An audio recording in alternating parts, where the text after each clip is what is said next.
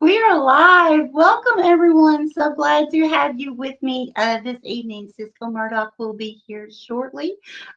Just waiting until then. What we're going to be talking about when she does arrive is she co-authored a book with Steve Stockton. It's called "We Are All Children in the Wilderness of the Afterlife," which is very interesting. It's a book focusing on the perspective of the dead. So I'm so glad to be able to talk to her tonight. She's going to be discussing some true paranormal events.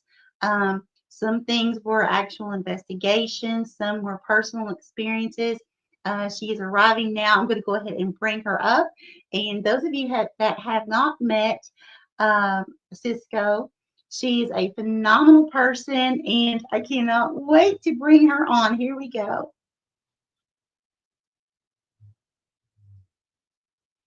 Give me just a second. Where did she go?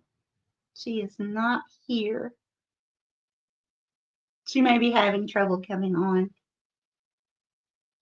Hold on just a moment. There she is. Can you hear me now?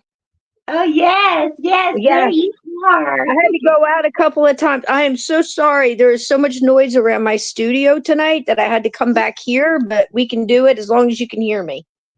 Oh, yes, I hear you just fine, Cisco. So glad to I'm just so glad to have you on here. Oh, Thrilled this to is be going to here, be buddy. so much fun. Thrilled to be here. How you doing? Oh, I'm doing wonderful. Just moved to Florida, and I'm just trying to get things situated. Right. I know. I know. There's so much. There's just so much to do. But Yeah, that's just the way it is. So now, look, I can't see anything but my phone, and I apologize to your listeners. I can see you, but I can't see chat or I can't see anything else. So can you see the chat? Are we live? Are you on the inner tubes? yes, we are on YouTube Live, and hello, Cisco. Welcome. Thank you. And hello to everybody. I'm so sorry. Usually in my setup I could see chat and I could interact. So we'll just have to do it this way as long as you can see and in case anybody has any questions or something like that. I hate to. Absolutely. So hello everybody. So, Cisco, tonight's going to be very interesting. So, I take it we are focusing on the perspective of the dead, which coincides with the book. So, this is just going to be so much fun. I'm so excited. It is fun. It is fun. And here's the thing. Uh Sometimes we're supposed to get together and then something happened and we change it, we switch it. Spirit is in charge of all this. And I really believe that a lot of people are coming into a lot of abilities now. And there's this kind of a raising consciousness. People are becoming more aware. In my time in the decades that, if you want, I can kind of give you an idea how got started, and Yes. to give people an idea if that's cool. So the thing is there's no big bang, there's no big writing on the wall in most cases anyway, uh, where it says this is what's happening to you and this is how you go about it, and here's the rules, here's a little rule book, this is the do's and don'ts. It doesn't work that way. I believe personally that everybody is born with intuitions and abilities and things like that. And it's just like people are born, say, with some exceptions, to being able to do a lot of the same things. You're going to maybe play baseball, or you're going to be a cook, or you're going to raise kids, drive a car, be a basketball player, whatever it may be. Mhm. And those muscles that you exercise are the ones that are going to get stronger.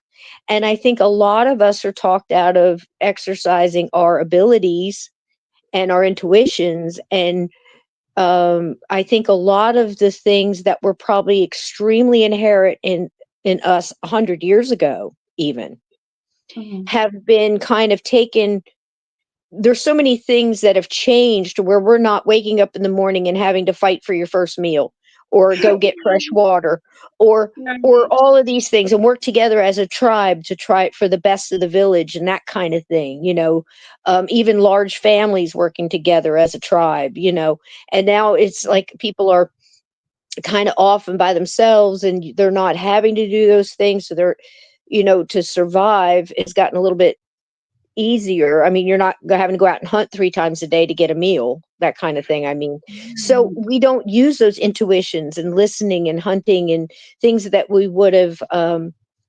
sharpened just on survival. Now, I think women probably have it more than men. I don't know how you feel about that, but think about it. There's not a lot of men standing in front of an elevator going, I'm getting a feeling I shouldn't get on this. There are, Right. but I think that woman's intuition, as far as the feminine and everything else, you have to protect your families, you're protecting your kids, you're protecting yourself, that kind of thing. Maybe that's it. I don't know, that it's been kind of eased out of us in a way where we've counted on other things to tell us. I mean, gosh, now we get in a car and the car tells you how to back up and stuff. You got Oh, so cameras. true. You don't Yeah. even have to learn to use mirrors anymore. I mean, just so many things like that. I think that really does steal away from, some of the things that would have naturally been sharpened along the way. So I think Yeah. with me, you know, if you talk to other people, like if Steve was here tonight, he would tell you that he grew up in a family that was very open about things, like, there'll be, I think his grandmother read tarot and told fortunes and, different things like that. But he had people, yeah, around him that he didn't feel funny about mentioning it. Hey, I was at the bus stop the other day and this ghost kid got on, it sat next to, or whatever. He could tell things like that. And, his grandmother would say something like, well, some things only you're supposed to see. Some things you have the ability to see, others can't. And things like, and explain it to them. But imagine being a kid and not having any kind of guidance. See? Yes, So that's that would kind of be. what happened to me. I'd stopped talking about it because Yeah. everybody around me got upset when you talked about it. So Oh, yeah. you've got two levels there. I wanted to get that out because if there's anybody out there that's had that kind of similar experience, where you had abilities and, you saw things when you were a kid and, you might have said, hey, I saw grandpa came in my room last night and told me he loved me and he loved you too. And I can't Yeah. imagine anybody getting mad at a kid for that, but they do. They do. Yeah. They truly do. It's like this huge taboo. Because it scares them and they don't understand it. And as soon Yeah. as you realize that it's not you, you're not the scary thing. You're just trying to figure out where to go to get answers about, I know what I saw, I know what happened, and I need that validation. I need that backup. I want to talk to somebody else who understands at Yes. least a little bit, you know. So that's been my quest 50 some odd years, you know. And after 50 years, I don't even, I don't say I'm an expert or a specialist or anything. I'm 50 years, still got questions and don't, I have theories. I have things that I'm comfortable sitting on for a while. It's like, okay, I'm going to stand here because this makes sense to me, but I might get another piece of information that just, wow, I had no idea about that. Let's put that in there because, you know, and some of these things, these experiences, honey, they seem to sometimes unfold along our journey. I have experiences like that where when they happened, I felt one way. When they, 10 years later, I learned some things and went, wow, it was that too. Or it was bigger than I thought, or it meant more, or something True. different. You see? And then Yes. 10 years after that, somebody comes along and we're talking about it and they give me their vantage point from their wisdom and their experience. And I went, wow, there's more to it, even more, so that kind of thing is being open and trying to understand what happened to you. That's what led me to write the book. That's what led me to seek out answers because I had experiences as a kid and I wanted to know what the heck was going on. You Yeah. know, Right. Mhm. same with you, huh? Similar. Yes. Absolutely. And as you were saying, we are always learning. Mhm. Always. Actually last night or this morning, however you want to see it, approximately 3 a.m.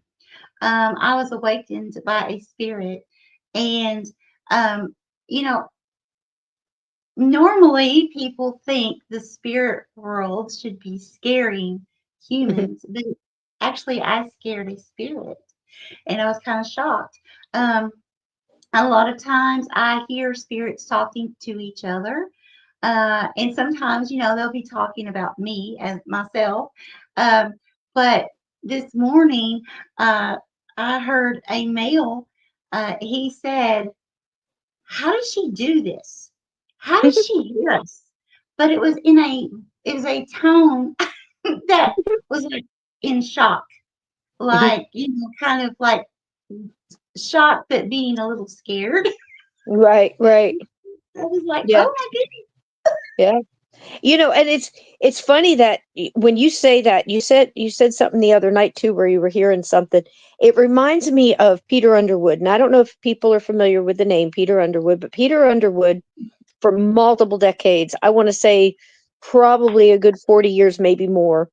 Um, he was always into. Now he was in based in the UK. He became s- pretty much known in the Americas around a very famous haunting called the Borley Rectory. Okay, so the Borley Rectory is famous for um, ghostly carriage, horse-drawn carriages going, down the cobblestone streets around it. Of course, it was a rectory. It was a church. It was a monastery. I think at one point in time it housed, what do you call it? Where nuns, a nunnery, I guess. I don't know. Yes. Listen, don't jump at me in the chat. I don't know, but a place where nuns live. So a cloister, maybe, or is that seafood? I don't know. Oh, That kind of sounds like something else. I don't know. But again, I've had friends who were nuns. I'm not. I'm just saying. I don't know. But anyway, it was the whole story. Are you familiar with the story? I'll tell it real quick no, if I you're not. wasn't. Okay. So Borley Rectory, it was made very famous by a lot of these different hauntings. Apparently, the rectory, of course, is where the father or the vicar would go to live with their family. So not a priest because most at least back then they didn't get married. So anyhow, this is going way back. So lots of things like I said, the haunted carriages. There was haunted a ghost of a nun that would show up in the windows, and in different things. There was multiple other things that would go on, like writings on the wall. There was a big thing with one of the last residents in there before it completely burnt down. The rectory did, I believe. And the ghost was communicating with her. There was a lot of mess going on. So what happened was, one of the buildings burnt down. I can't remember which one caught fire first. And a Oh, very famous ghost hunter named Harry Price went in there. Now this is around 1938-ish, around there. And mhm. he goes in, he says, "I'm going to get to the bottom of this. I'm going to get some kids from the college." They didn't have a lot of parapsychology departments then, but psychology and things like that. And he actually rented it for like 6 months, and they stayed there trying to understand the afterlife and ghosts and what was going on. And the Oh, story came down that when it was the monastery, that a monk had fallen in love with a nun from the nunnery. Okay. really? So it's this forbidden love, back and forth. Now, here's the part that I get glitched on because, again, I'm not bashing religion. I love a lot of religions. I love spirituality. I love, right? But Yeah. what I don't get is I don't understand why all these religions are supposed to be based in love, but their first reaction is to cause so much pain and anguish when something like this happens. See, to me, I would have gone up and said, "Look, you love her. She loves you. Turn in your uniforms and go have a happy life. We'll throw you a big celebration because love is, Yeah. celebrated, right?" That's not what Yeah. they did. They took the monk and they hung him, and then they took her and they walled her up and buried her alive behind a brick wall in the rectory. Oh, So this is what sad. they say. I know. Yeah, because love. This is what love does. So It doesn't make any sense to me, but there you go. Mm. So that's what supposedly caused all of the cursing on the planet, that kind of thing. So moving on to Peter Underwood. So shoot up about 30 years. And Peter Underwood, who was the president of, gosh, I can't remember the name of the society, but it was like the big ghost society in Britain. If you're in Britain and you're living in the UK right now and you know what I'm talking about, put it down there. It's not the Psychological Research Society. It was something else, paranormal. But Peter Underwood was absolutely fantastic. And if you go back and you look in the early 50s, 60s, when he was getting started, he had set up very simple setups like cameras on tripods, but they were very just coming into use. So he's in a house, and him and somebody else from this club they belonged to, because back then it was a very gentleman's club kind of thing, ghost hunters. And he had the camera set up, and he had a recorder, and he just hit one of the old double reels. He left the recorder running. They left it for as long as the tape would go. And they came back the next morning, and what they got was very similar to what you were mentioning. It was two ghosts, okay? Mhm. And they were picked up on the recorder, just the voices, and they were standing from the proximity of how it sounded. They were standing and looking at the camera, because one of them said, a female voice said, "It's looking." And the male voice said, "It's looking at us." So Oh. I know. And that was like I want to say late 60s, early 70s. And Peter Underwood, if you're interested in hearing some of his stories, a lot of them are for free on YouTube under something that's called Ghost Watch. And it's a series of his little stories that came out of a radio show he did out of Britain about all of his escapades as a ghost hunter. And he was also one of the first ones to use it. Peter, I believe that I actually asked AI a couple weeks ago who was the first one to use it. And I think it was, at least in print, it was Mhm. the first one I mentioned. And now his name is completely gone. But yeah, he used it in a book. And then, of course, Hans Holzer used Ghost Hunter. So that's how all that started. So are we ghost hunters? I don't think so. Usually the ghosts find us, right, girl? That's true. That's We don't have true. to go looking. No. But there's that. That gives you a little bit of background on that. Those are the things that really drew me in. I'm probably 9, 10. I know I was full blown by the time I was 11. I was reading, going in and deep in the libraries and getting, heavy stuff, trying to get real ghost stories. And the first one I came upon, I think I was 11. And I went to a used bookstore and I found a bunch of old paperbacks, and they were Hans Holzler. Oh, So if nice. you're looking, yeah, if anybody's out there and they want to look at what I consider one of the best approaches for someone who, he never claimed to have a lot of abilities. He had a very strong intuition. He always used a trance medium, Sybil Leek and Ethel Myers, some of the more famous ones that he used. But he would go in there, and his whole mission was, let's sort this out. What's going on? What's going on with the ghost? Why are you here? You got to go. We got to get you to where and try to explain it to him. Although he would always leave it and say, you can't stay here, but if you don't want to cross, you just have to leave from here. You can't stay here anymore. And he always at least said that at that point they have the information, the choice is Mhm. theirs. Does that make sense? Yes. Yes, And that's kind of absolutely. my foundation, you know. Mhm. That's what resonated with me. That kindness, even though he sounded with his Austrian demeanor, he sounded kind of gruff and rough around the edges, and people said he was kind of stern, not so much stoic, but very adamant about what he was saying. But he explained that um, it's kind of, you don't waver, you don't go in wishy-washy, you know what I mean? Yes. That doesn't mean go in and be mean, and I certainly don't mean provoking, but he would be adamant, because when you present that kind, it's almost like a teacher walking into a classroom if you know how the substitute teacher gets treated, right? Because they Yes. want to see how far they can push her. But if you Right. walk in there and you're adamant, about, this is what we're doing. Hello, my name is Miss Smith, or whatever. And this is what we're going to do today, blah, blah, blah, blah, blah. And you just command that kind of respect and control and, this organization. And that's what he did. So if Oh, that makes nice. sense. Yeah, if that makes sense. So, you kind of feel that way about it too. We go at it a little sweeter, you know, Yes. because we're going in easy trying to figure out, okay, what are we dealing with here? But we ought I think that we automatically adjust to the room too. Because if you walk in there and you feel like, okay, this is going to be an 8, so we're going in at we're going up to 11 walking in, that kind of thing. But Yeah. not me, just adamant, you know. Does that make Yeah. sense? Oh, it does. It definitely does.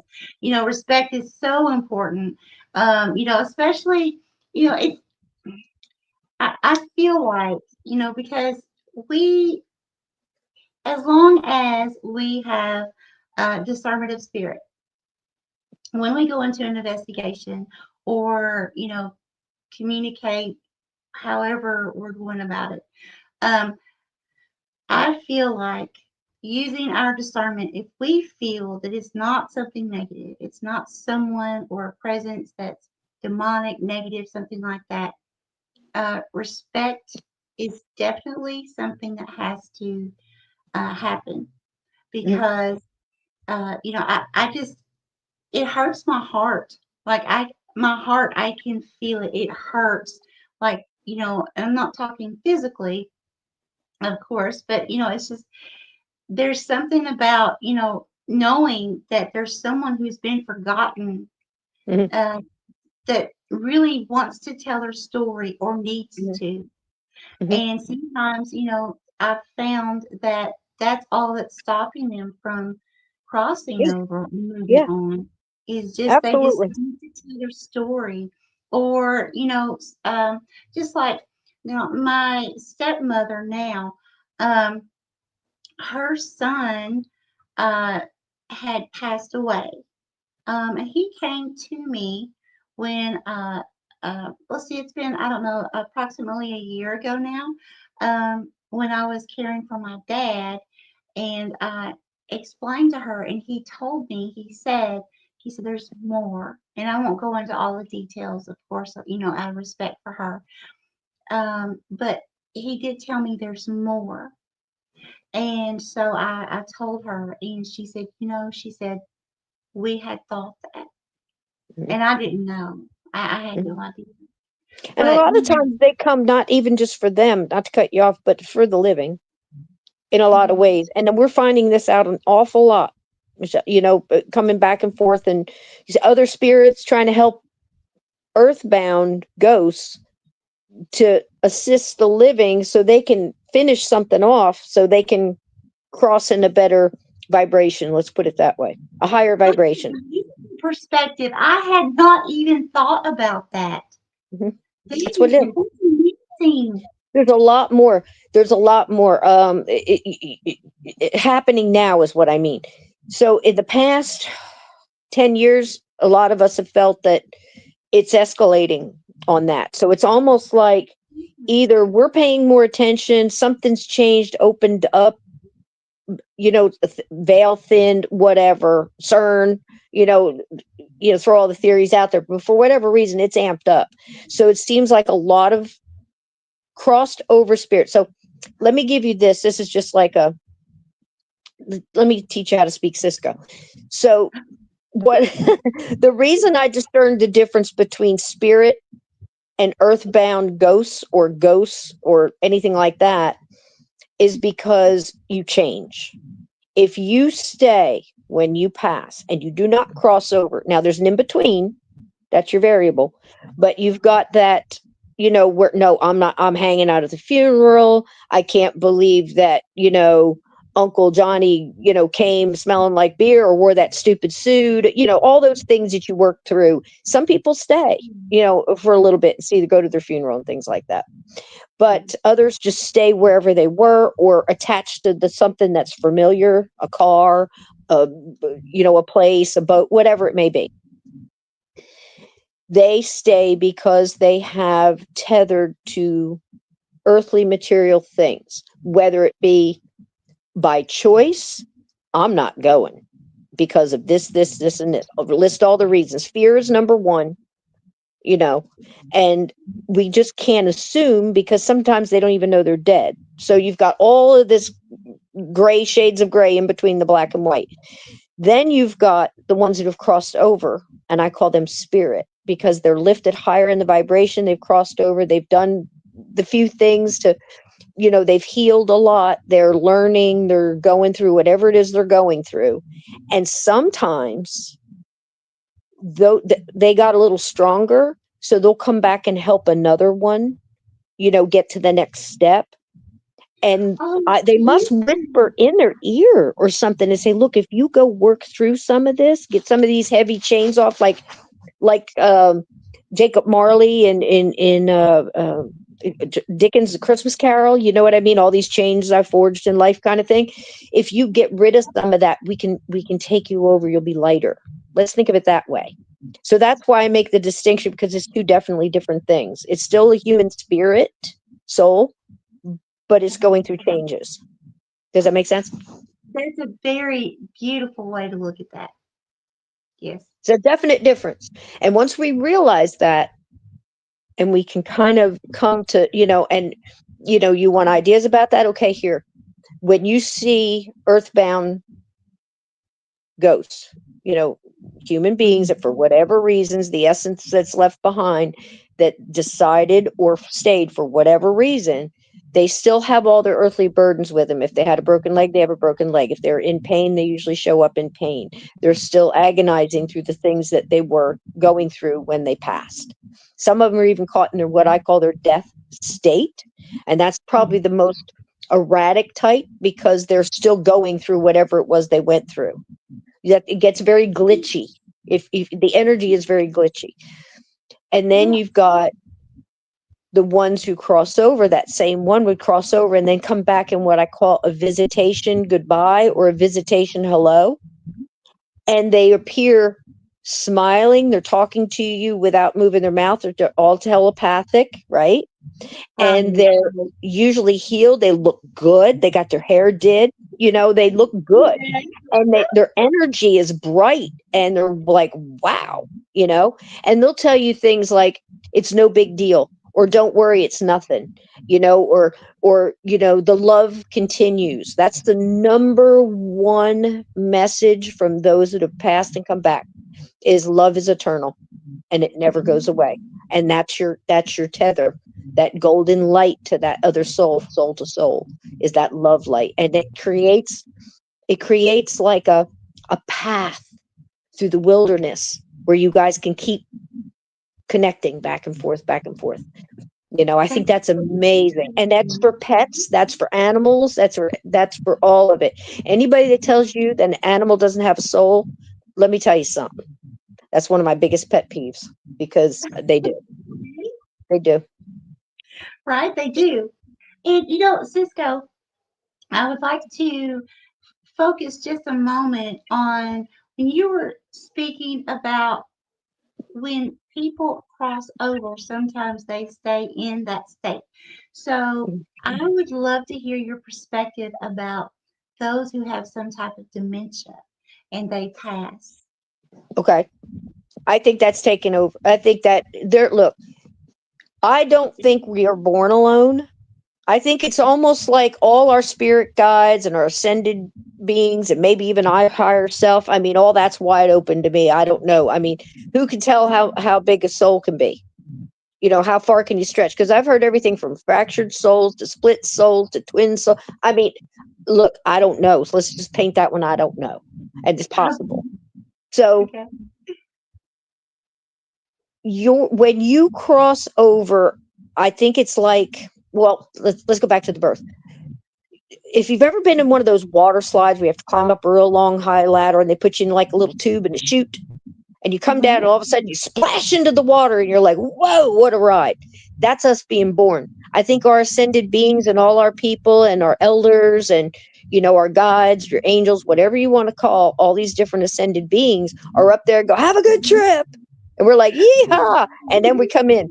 Well, I feel like we go out that same type of way, maybe not as fun, but when you get there, they're there. So there's going to be people just like in your life now while you're living, you have spirit guides who jump in and go, hey, she needs my expertise right now. I'm going to pop in and we're going to guide her a little bit, throw down some mile markers, like, maybe take her keys so she's late to the meeting because she doesn't need that job or whatever it is.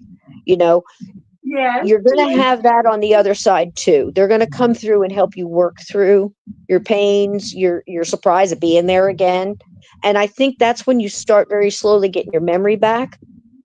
But in a lot of these NDEs, and I've had a couple myself, um, you hear the most amazing things. Like this one, I'll share with you real quick. The gentleman died. I can't remember the conditions. I think it was heart. He was not a firm believer. He knew there was something, but he didn't really have a foundational base for his spiritual or religion. So you can't really place him there. He was just kind of going about his business kind of guy. He wasn't good, bad, or indifferent. Mhm. He said as he went through the tunnel, he kind of, when he hit that light, he went up, and it was like he was floating amongst stars. And I don't know if anybody has seen the original It's a Wonderful Life, where the stars are twinkling, but they sound like voices and they're all prayers for him. Yes. When he passes, George Bailey's such a wonderful guy. Lord, please help him. Please help his family. I'm praying for. Well, that was the little twinkles of those stars were all the people in the prayers. This man said as he was floating up through this like darkness, but he could still see the stars, he saw and felt the prayers that were being said for him, lifting him up. It was the prayers. He could hear pieces of the voices, like, he could hear his name, and he'd catch a glimpse of a familiar voice and stuff. He was really going through all this. He said by the time he wound up landing wherever it was he landed, with his light being coming towards him and starting to talk to him, he said he was Mhm. full on believer. He was just like, because he felt it and it made a difference. Another quick one, little 3-year-old, 4-year-old girl, she passes. Very sad. She's got a near death experience. She said she, one minute she was in a room with a lot of light and people around her that she was talking to, and she, her parents or whoever was there, people she knew. And then she said all of a sudden she was floating and she was like flying. And she looked next to her. On the right side was a light being flying with her, and another light being. And they said, well, what did they look like? And they said they just felt like light. They felt like love, mama. This is the kind of stuff she would say. And they would Oh, say funny things and make her laugh. And every time she laughed, she said her body would lift up and she would see more colors and hear this beautiful song. And every time she giggled, the colors would get brighter and the song would get louder and more voices. And they would tell her another joke and she'd giggle and she'd lift up again. So that's why I tell people laughter will lift you. oh, that's beautiful. Laughter will lift you. Yep. So that's, a lot of times that's why people use that to get through things, and other people don't understand it. Like, I was a soldier, I was in the army, and you use a lot of that kind of laughter, like silly jokes and things like that to keep each other going, because man, sometimes that's all you got to just keep yourself out of that, that darkness, and it True. works. But if a little 4-year-old girl can come back and say something like that, and I thought, my God, every time she laughed, she would giggle and the colors would just get brighter. She said she got to a point where she couldn't describe it. And of course, she got to this one point where somebody very kind came to her and said, no, honey, you got to go back. Your mom and dad need you. And they said, you need to go back. So it wasn't her time. And she got sent back and got to tell her testimony. It was great, right? That's beautiful. Yes, and I really love. hearing stories of people telling their testimonies of the near Yep. death experiences, Yep. because there are so many people, again, it is taboo, and especially, in the United States, I have heard other people in other countries say, it's not taboo here. This is Oh yeah. normal. We talk about Oh this.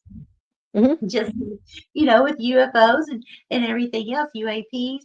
Uh, but in the U.S., it seems to be a subject that is just so taboo. A lot of people, it, I believe it's a huge part of conditioning Hmm. that we have They're scared. went through. What Yeah. do you feel about that? It's scary. They're scared. People are scared of what they don't understand. Period. As soon as the mind, your survival part of your mind, figures out how do you survive whatever this is, then you can stop and you can start to listen. But if you can't, if your human mind can't, we do this unconsciously because it's your survival instinct is so strong. So you see something you don't understand right away. You want to see, is this going to hurt me? What the heck is this? And anything like that with ghosts. Listen, I talk to people that have been in this for 30 years and still, that tell me crazy, craziest crap. And that's me saying this, where they'll say something nuttier than fruitcake. They'll say like, ghosts are all demons. You didn't talk to grandma. And I'm like, look, honey, you get to believe whatever you want to believe, wherever your consciousness is resonating right now. But I'm going to tell you something. How could something that is literally born in light fell, if you want to believe all that, and I do. uh you turned against, everything that was light, went into complete darkness, became complete and utter evil, and you're going to come in, and the first feeling I feel is this warm light and love. Impossible. Yes, Nobody's that exactly. good. The only being I could ever think of that would have that ability is something that could just, it would have to be a creator. You see what I mean? Because no, you and I both know that if you're going to help somebody and something is in that house that is really, really good, there's a good chance that that love is going to connect into getting help. Like, yeah, she's going to help, and spirit guides and all that stuff. It's like a big invisible chain of, people that everybody's got so many of them, they're not all Yes, there at the same time. But my people talk to your people, and we're going to go do something like this, right? So I'm yes, telling you, if I say, yeah, I'll go to the house and help, and it's a good thing, usually you can feel that, like that excitement, like, oh my gosh, this is great. We got, all the right people are coming and we're going to get somewhere, and this is all done in love, right? The yes. opposite is also true. If you're going against something extremely negative, it knows the second you connected into that, and Oh, it knows yes. you're coming, and it's going to do everything it can to stop you. So Oh, there yes. you go. There's Yeah, a that's big how difference.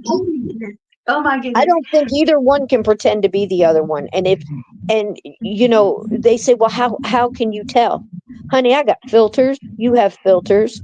For the same reason, you're in a place and you feel somebody walk in and you feel like danger just walked in. You felt that. Mhm. Well, that's what I'm talking about. You know. Oh, So yeah, yeah. There are tricksters out there. There are mimics out there. There are things that can trick your eyes, or things that can trick your ears. But I'm telling you something, your intuition is very, very powerful. And we've been taught to talk ourselves out of it. Don't say that, honey. That's rude to talk to adults like that. Don't embarrass those people on the elevator. You get on that up. No, you embarrass those people. You say what you want to say. Don't ever try to outrun your intuition. You yes. see what I'm saying? And the more you Yes. do it, the more it's exercise. And I apologize. I didn't quite answer your question when you asked me about the dementia. I wanted to make myself clear. So what I think is people get what they need when they cross over. So if you have dementia and you crossing over and you have some kind of an illness or anything else, I think it is treated the same way. It's going to be eased out. And I think all of that is that path as all that starts to wash away, because I've heard things like people are very, like you might have been in a car accident, and you had your legs in a cast, and you get over there, you're standing up, you go, wait a minute, you know, I think that's the way it is. All of that is going to be washed away. How long that takes, I think that takes up to the individual, what that Okay. individual needs to go through. I think it's as individual as as many people as you see, that's how many different ways it's going to be. But it always seems to be the outcome because it's what that person needs. What do I mean by that?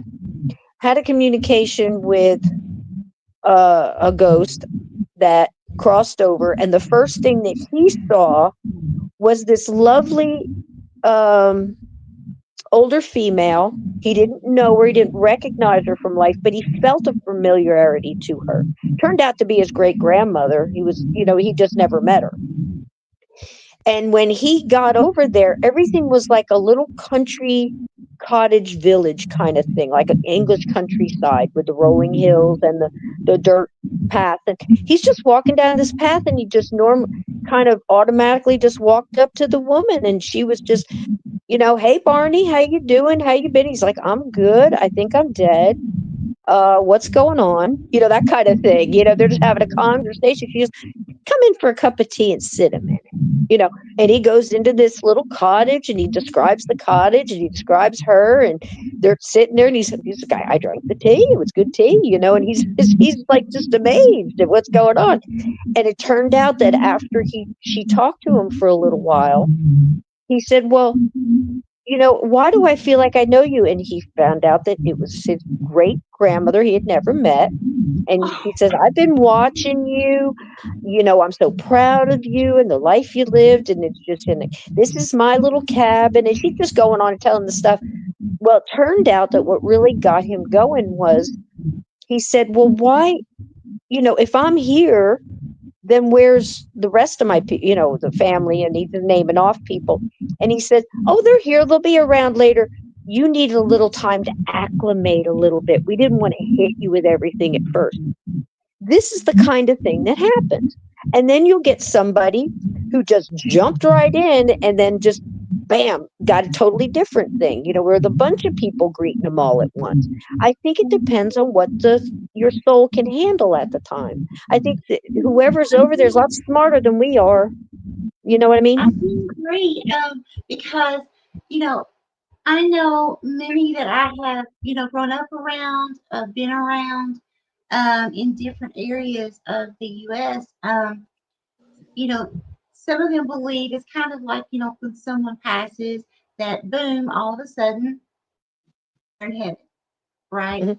Mhm. And I know that there has been an instance where I have encountered someone who had some type of dementia after they passed, because I'm a retired nurse.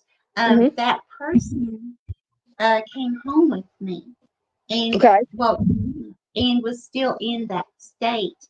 But it Um, needed to work through it. Needed to work through it. Went with you because you were familiar and hadn't crossed over yet, so they were still in their death state. Yes, I perfect sense. absolutely believe that. Yeah, and then they got to kind of work because you were familiar. Whether she went with vibration, or I don't know why I'm saying no she, but with vibration and smell, that's what I got. Went with, believe it or not, smell. You it's so powerful. Look, when you lose something, everything else. Yes, isn't that It's so funny? smell. Because it's almost like this is a familiar. I don't know how to say it. I think that's somewhere with babies and stuff too. Think about it with babies and dogs and kids, and like if you have a pet and you're leaving, give them a T-shirt you wore. They won't feel so bad because they'll have that smell, that familiar smell.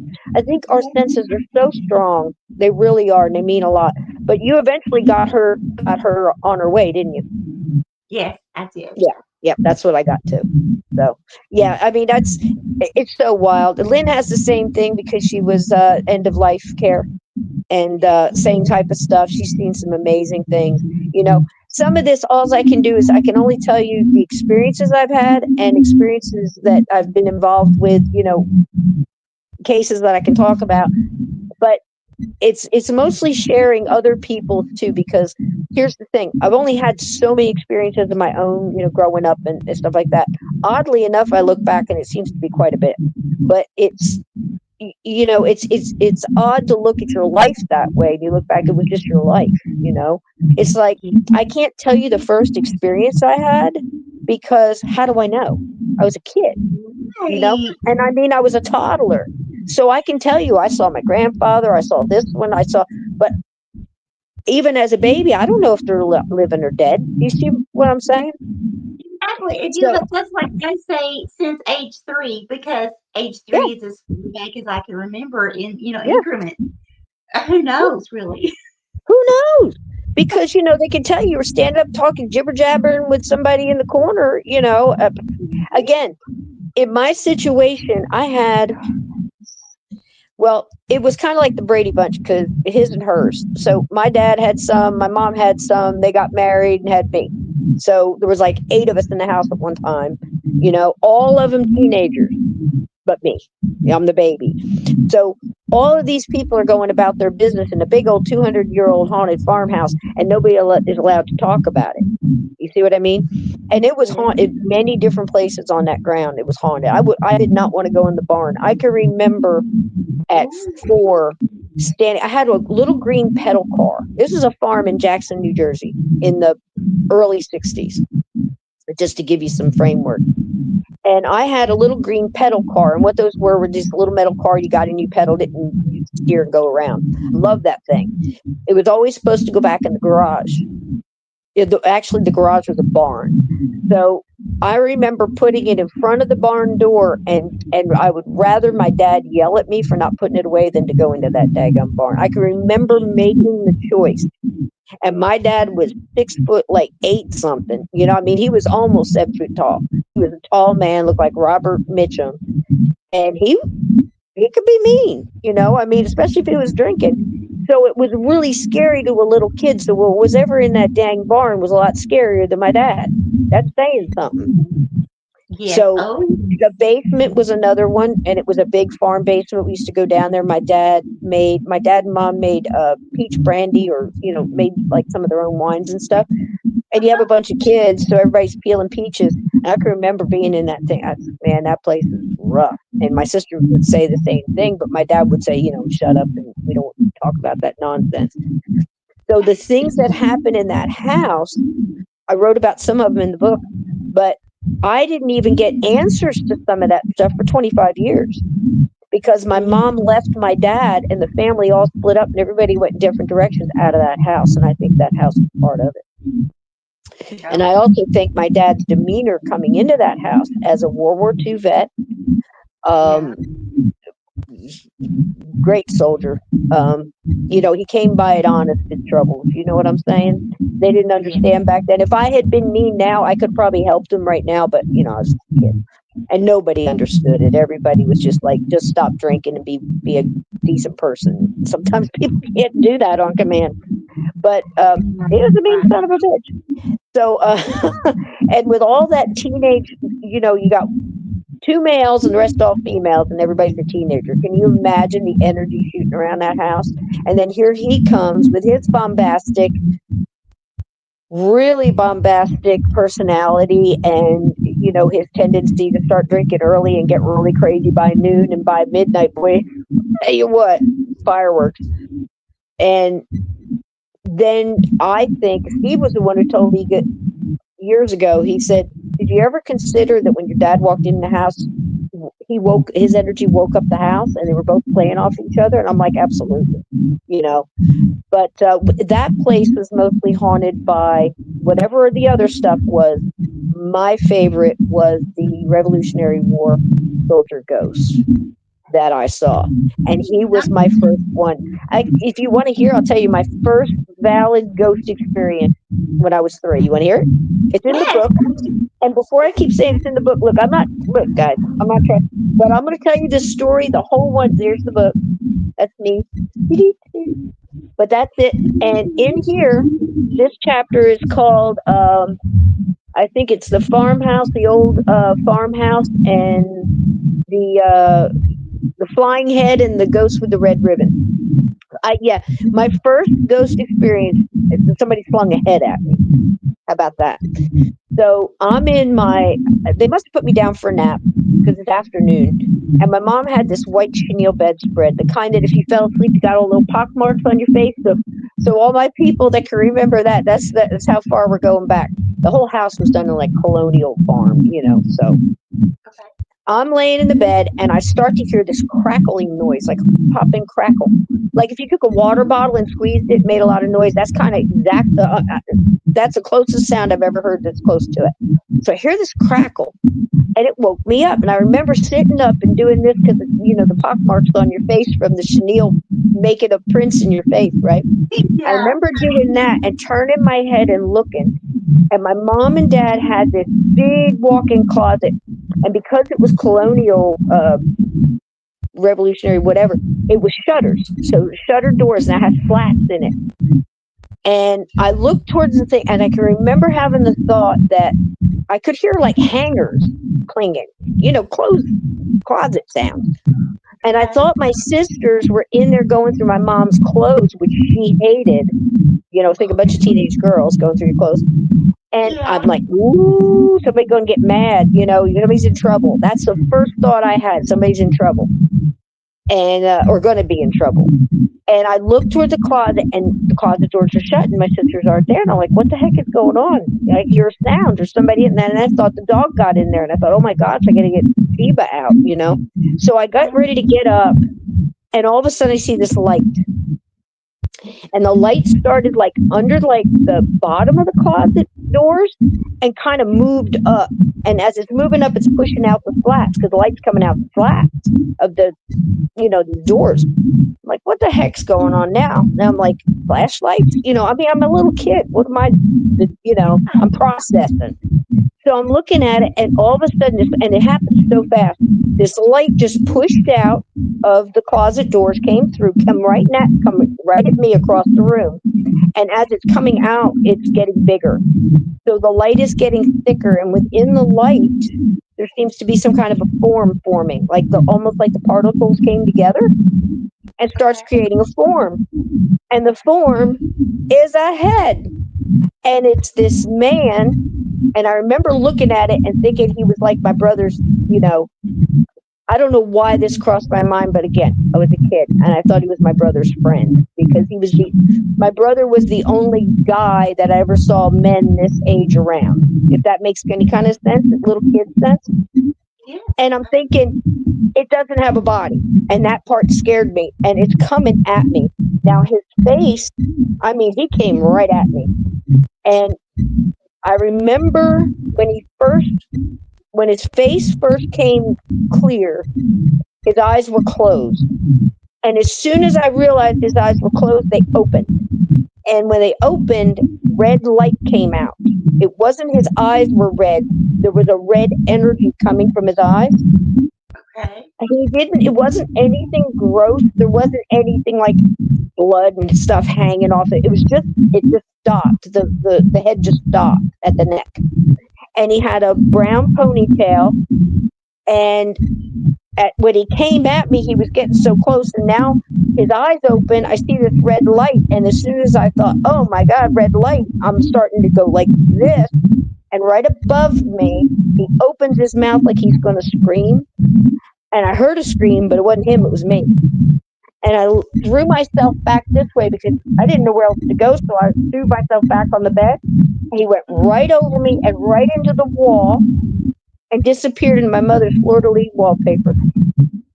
And the last thing I see going through the wallpaper is the ponytail doing this with the red ribbon tied in the ponytail. So I'm screaming. The door bursts open. Various sisters and a mom come through the door, barreling in like, like just like somebody opened the door and people fell out. And they come running at me. Somebody scoops me up, and I'm hearing all these things like, "Oh, she's having a nightmare. Oh, she's, oh, it's okay, it's okay." Everybody's talking at once. They bring me out, and I think my mom had me at this point because I remember her handing me to my sister and said, "Take her to the kitchen." And I can't remember whether it was get her a cookie, get her something to drink. I can't remember what it was, glass of water or something. But I wound up on another hit. And now I'm at mom with my sister, and I'm looking at my mom, and the next one up from me was 14, my sister Ronnie.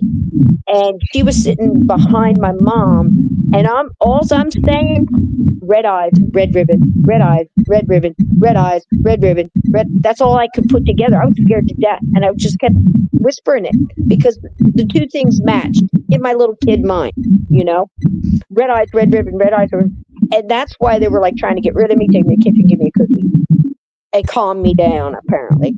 And as I'm being taken away and going toward the kitchen, I hear my sister say to my mother, "Just like I saw, Mom, red eyes, red ribbon."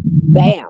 I got my validation. And I remember at 4 or 5 years old, that was so important to me.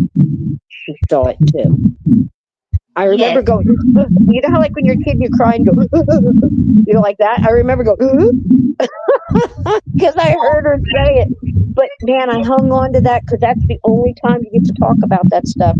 You didn't talk about it in the house. They all got squashed. 25 years later, I'm hearing about the stuff that happened to them.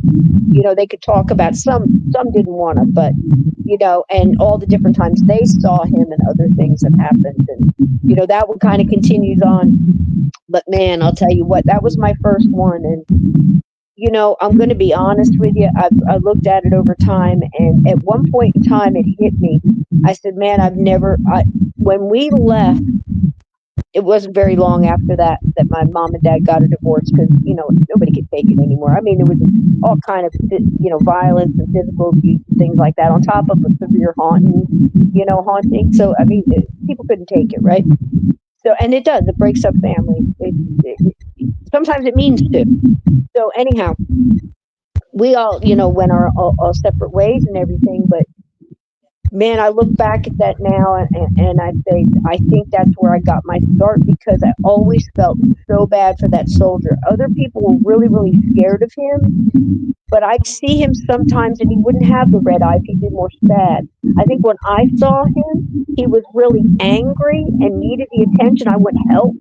He was angry, and I just caught it and was able to pick up the fact that this poor thing he was desperate, and I saw him other times he was calm, and just very sad. And I remember feeling because I'm an empath too. I know you are too. And you pick up that, you absorb that feeling. And I just think that I've been trying to help that one guy all along. I mean, I'll never be able to go back and cross him, but I've been to battlefields and crossed multiple soldiers. And I think that started my quest of just trying to help, because at an early age, I saw the anguish, I saw the fear, and I always felt bad I was taken away from that house. Like maybe if I had grown up in that house, I could have done something. Now it's a development. I almost want to go walk and knock on all the doors and ask them, you guys got any Revolutionary War ghosts in here? But it's sad that, so many get left behind. Vixen Doe says, Hey, Vixen! is anyone else hearing anything strange? Kind of a growl echo. While Sysco is talking. Wow. It could very well be that I'm on speaker and it might be picking that up. I don't know, because I don't know what you're hearing, sweetie. But I'm hearing a little bit. It's almost like I think my phone's trying to cancel out the echo, and that might be what you're hearing. Okay. But I don't know. I mean, that's just a guess. Anything on my end. You're not hearing it.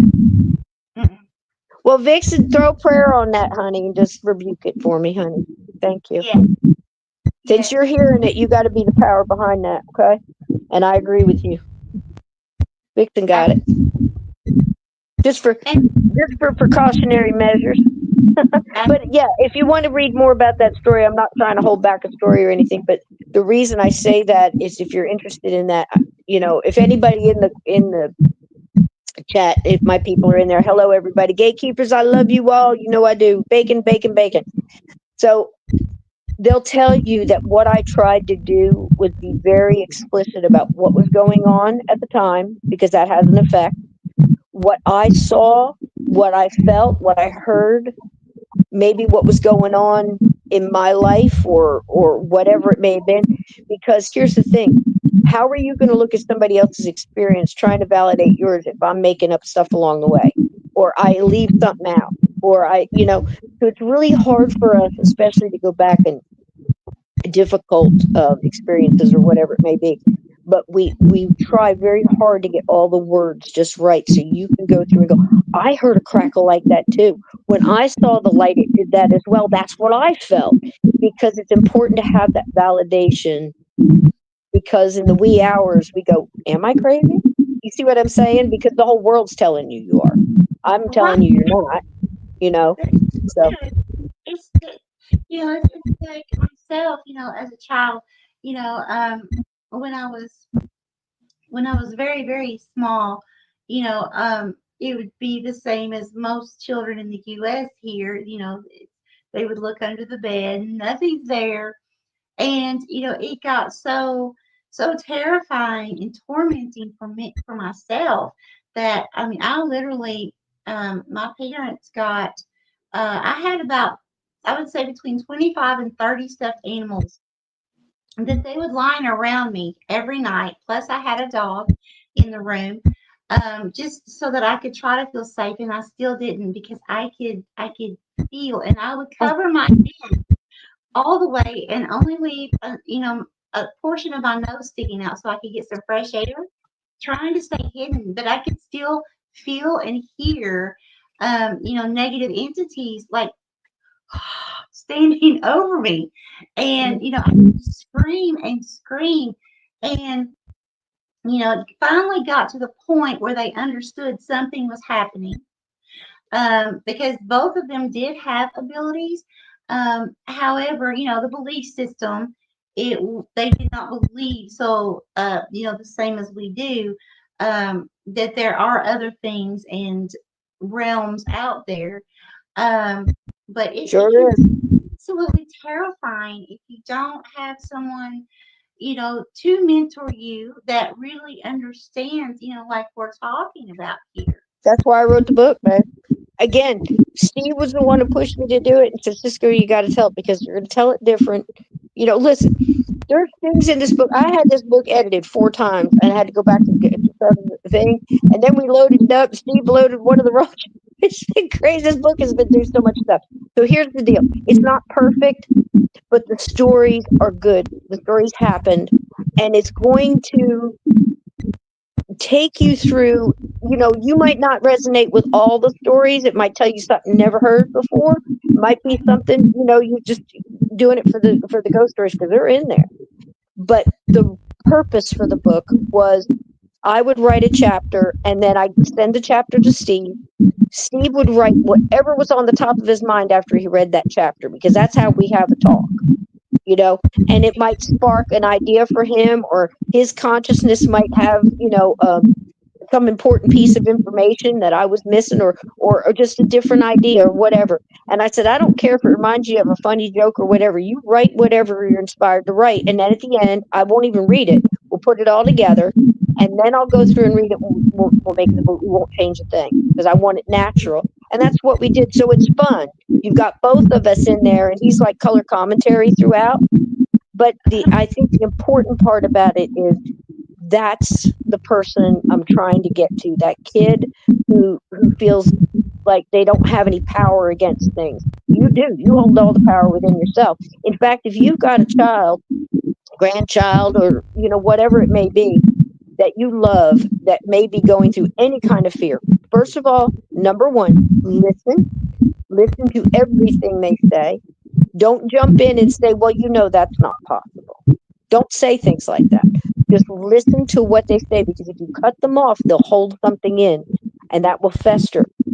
that will fester. It'll come out later, somewhere or another. But you've got to just listen to it, and then tell them that they have the power to protect themselves. Teach them young. So what I would like you to do, this is a little task, and you can pass this along. But when you were speaking, it came to me. Get a spray bottle, just put regular water in it. If you want to put some color in it, you can. You want to put a little fine glitter that sprays, you want to put that in there, you put that in there too. And then you take that child, and I want you to sit with the child, and I want you to both put your hands on the bottle, and you're going to put your energy of the love you have for each other in that water, in that bottle. And I want you to continuously tell that child that this water is absorbing our love. Love is the most powerful energy on earth. It connects you to your creator, to your God, to us, to each other, us to everybody who has ever walked, that has had our blood in their veins and will walk after. We're bringing all of that love together and putting it into this water, and you're going to go into your bedroom and you're going to spray anything that you don't like, and you're going to cover it in glitter and love. And once evil cannot exist where love lives, period. Bad things can happen, but it cannot overcome love. And that's one of the biggest tests in our journey in this realm, on this earth, this prison planet that we chose because we're heroes and we're badasses, and we decided to come back to this place in a reincarnation and learn so many things, because there are other places we could have reincarnated to, but no, not us. No. We chose to come here. So you need those tools, and I think you need to tell children, listen, this is going to work on the things that know it's true. You might want to go spray the mean guy on the corner. It might work for him if you say, I just hit you with love. But there are bad people in this world that's not going to stop. You have to be, real with kids. But as far as monsters under the bed, monsters, anything that's living in your closet, it doesn't like being around love, honey. If it's bad and means harm, love will scare it away. So it cannot be. It cannot be in positive. And that's the way, And I think that's the number one thing with all this evil stuff too. And I think that's why some people, I don't know, everybody's got their battles. Usually we have to go through a battle because we're learning something. We're gaining more armor. If you're a light worker, you're a warrior, and you can come by it easy. That's armor. We come by that stuff honest. And Right. I think that's like the biggest secret is God is all love, all knowing and all love. I think things really disappoint him and make him mad. And I'm using him here, but you get the point. And you look at that evil stuff and I go, you know what? He's so full of love. He loves you too. That melts him like nothing. He loves you too. Yeah. I personally don't, but he does. You know what I mean? So, I mean, when you have that kind of adamant, like, Hans Holzer had and everything else, when you know that love is eternal, love is the strongest energy, way stronger than hate, baby, Yeah. and forgiveness and all that. I mean, I've seen some stuff, and I'm telling you right now, I have zero doubt of that. That's the strongest, emotion out there. The highest vibration is that love. With that love and wisdom, you can add on to that, and intelligence over time, and but I think the most important thing is the love. I do believe we are all connected. If you look at Avatar and stuff like that, the grass is connected to the wind and the trees and the light. It's all that's us. It is. I mean, Exactly. honey, it is. This is us. Yeah. And when you kick that dog, you just kicked yourself, buddy. You don't realize when you get over there, you're going to feel how you felt when you did it, how that dog felt when you did it. The things that if that dog learned meanness from you and went off and bit somebody, what that ripple, we are pebbles dropped in a lake, and those ripples are endless. And you think you can't see them because they're out of your view and your vantage point now because you're alive. When you get to the other side, you're going to see all those ripples, baby. And you're going to see the waves you caused. You're going to see the undercurrent. You're going to see how that cashier felt when you treated them like crap because you were having a bad day. And then you're going to see her go home and I don't know, punch a hole in her kid's wall because she's mad at the kid. Now the kid's going to learn that. It ripples. Even We are responsible. yes, even flowers, Yeah. everything, absolutely everything. You know, um, it could be something as simple as, I love picking flowers and putting them right here behind me. I love that. In the spring and the summer. It's very grounding to me. Hmm. Same thing with them. I have to make sure that I put them in water and put some aspirin in there, or put some kind of food in there to help preserve it, and at the same time thank it for I always give gratitude uh, each time because I'm literally plucking that and causing an early death. Hmm. So we actually feel that as Hmm. well.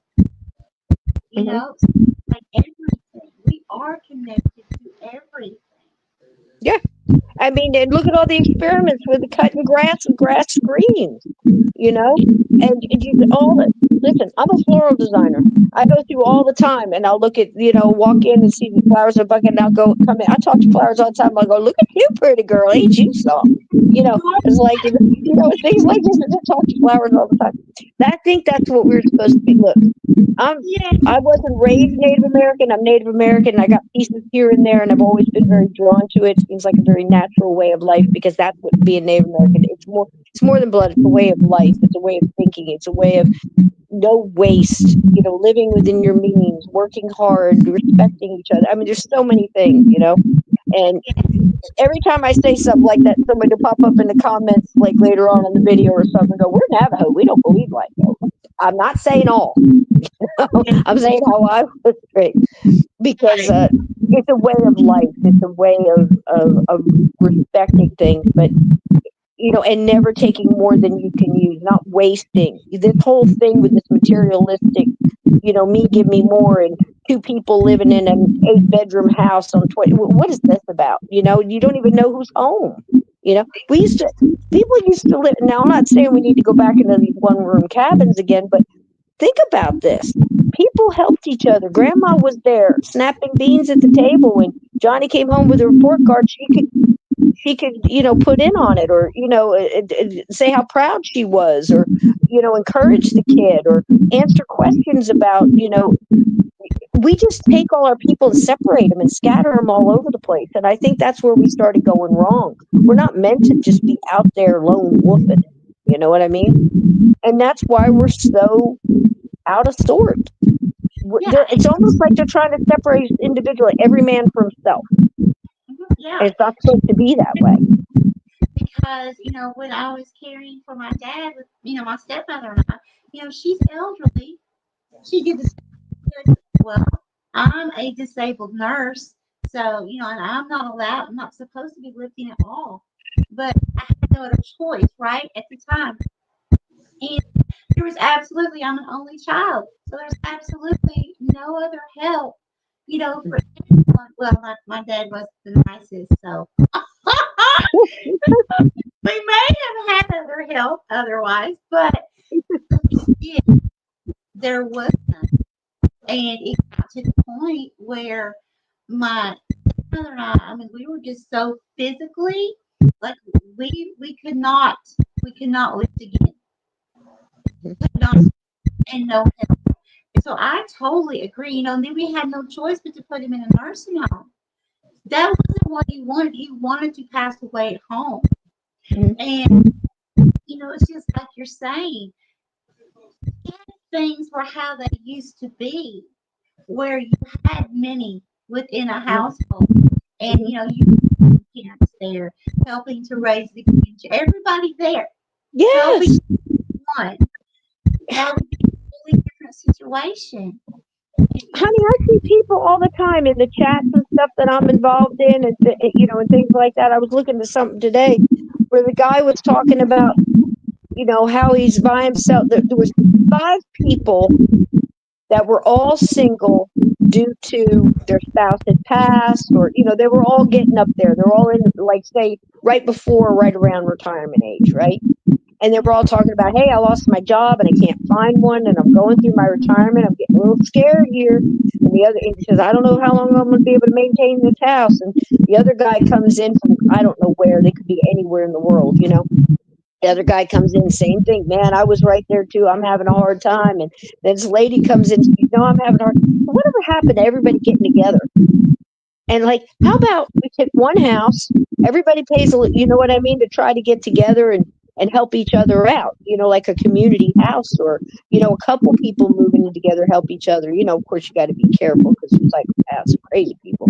But besides that, I mean, it seems like there's something else we could do if we weren't just had this materialistic thing. It's like we've come a long way from the Waltons for sure, but we've also come a long way from, you know, this whole thing where, like I said, everybody seems to be on their own trying to maintain a huge place, and it's just not feasible anymore. And I think it's almost the universe trying to push us back together again, you know, because it's not natural. It's not natural.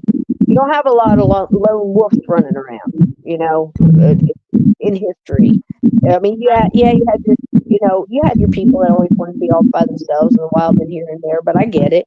But still, it was a lot better.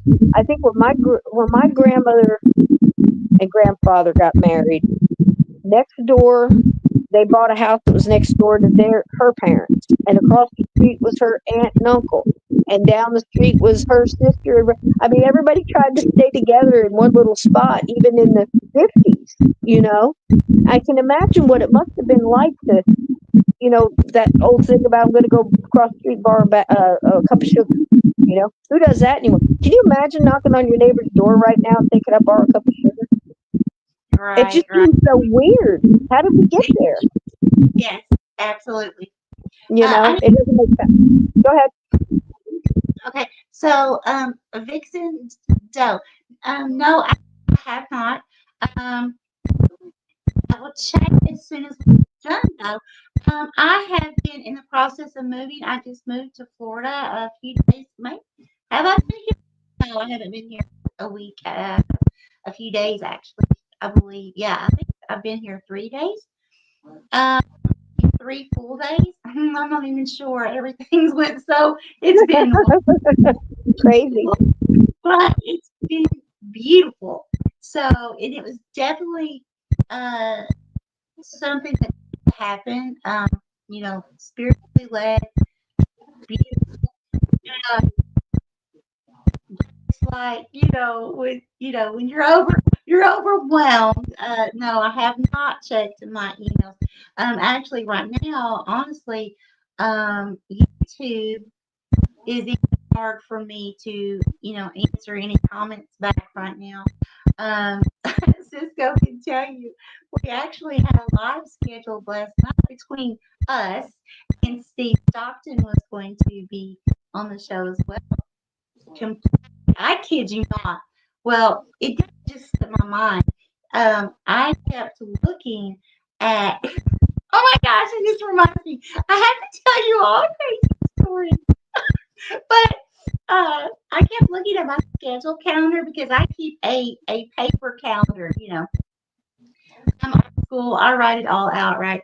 And uh, I kept looking. There was absolutely nothing scheduled as far as for us last night. Nothing. Nothing. And I was just working away doing trying to get everything. It's fine. I find that spirit moves things at the right time.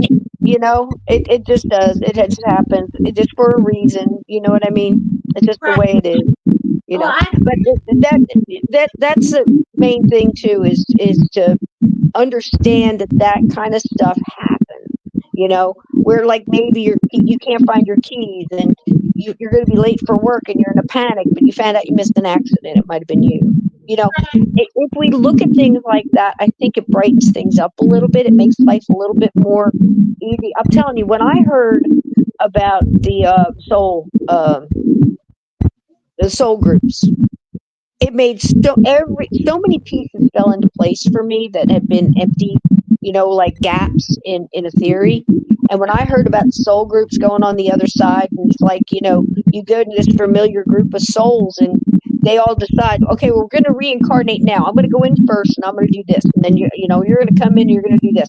And I'm going to do this, and this to you. But we're going to agree to forgive each other now because we have to go through this and we have to move past whatever glitch you have. So with me, it's angry. I told you all that all the time. My worst thing is I don't, but then I learned that anger is a protection to not be hurt. So it's, as a kid, you learn getting mad usually gets everything you need to protect yourself. It's a defensive move. So, and I also found out it didn't belong to me. I told you that story about how I absorbed it when my Oh, mother yeah. was pregnant with me because she was so angry at the things that were going on in the house. And believe me, the stuff that was going on in that house, she had every right to be mad. So I absorbed that, and I was born with it. And I'm like, what do you mean I'm carrying around somebody else's emotion? It's one of the hardest things to let go. It's the first one I came in with. Yeah. My first baby picture, I look like Ernest Borgnine with two fists. I mean, Oh, my face, I was angry. I was born angry. I swear. And the whole time I'm supposed to be a light worker, I find out I go through all these past life regressions and find out that most of my lives I was a soldier. So I came back in this one at 18. I'm going to be a soldier. It felt like butter to me. Everything was just so easy. I'm telling you, honey, it was just, well, it was hard stuff, but it was good. I loved it. I was like, give me more, Sergeant. And it was natural to me. And at one point, I had this whole thing laid out. I was doing great. I had no gigs. I had my whole thing planned out. It was going to be this lone wolf, didn't have any family, no attachments, that kind of thing. And then the universe went, nope, and made me a mom and changed everything. All of that stuff I was trying to fight and push away, which I'd probably done in other lives, it became everything for me. oh, Like just embrace, now I'm a warrior for my kids, but it's just the universe has a way of changing things. So I say, ask for guidance. I ask mine every day. Look, this is what my goal is today. If you could help me with that, that'd be great. Maybe just keep me reminded that this was my goal today. Just talking to the spirits because you have to give them permission to help you. They yeah. cannot. Yes, you have to give them permission. So if you want help, you have to be specific about it. And if it's not good for you, like people ask me all the time, say, if I have a guardian angel, why did I hit the tree? Because, honey, you were supposed to hit the tree. What did you learn from hitting the tree? I bet you learned a good lesson somewhere. Because what kind of noodles would we be if we just went through life and all these good things happened to us? Look, I know people that were born with a silver spoon in their mouth, haven't had to do anything. I see the kind of thing that produces. I don't want to be it. You know what Yeah. I'm saying? So, no. And it's not a good result. So, if you got a hard life and you're rugged and there's a lot of potholes in your street and your journey, I'd be glad because you're probably a good person that's earned some wisdom and can help other people get through theirs. And that's our main goal. We're supposed to help other people with this, And again, that's my main thing. I don't want to think about that kid or the kid with the covers over there alone, and scared. Nobody believes them.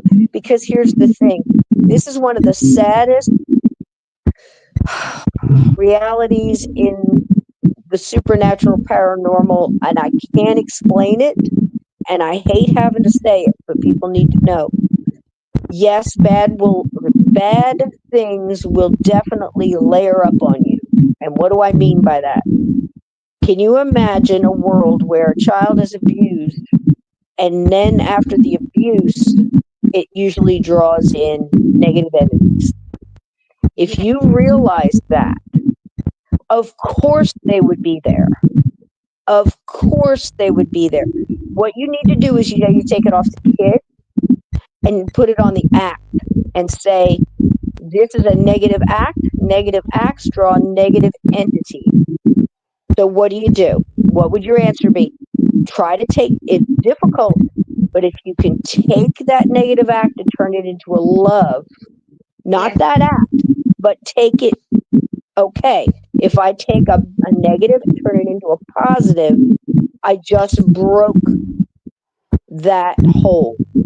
Yes. So I'm not saying take the act with the person that's doing the abuse. I'm saying if that something happened to you, the best way out is little acts of kindness and to act in love, not to become the evil that you were shown.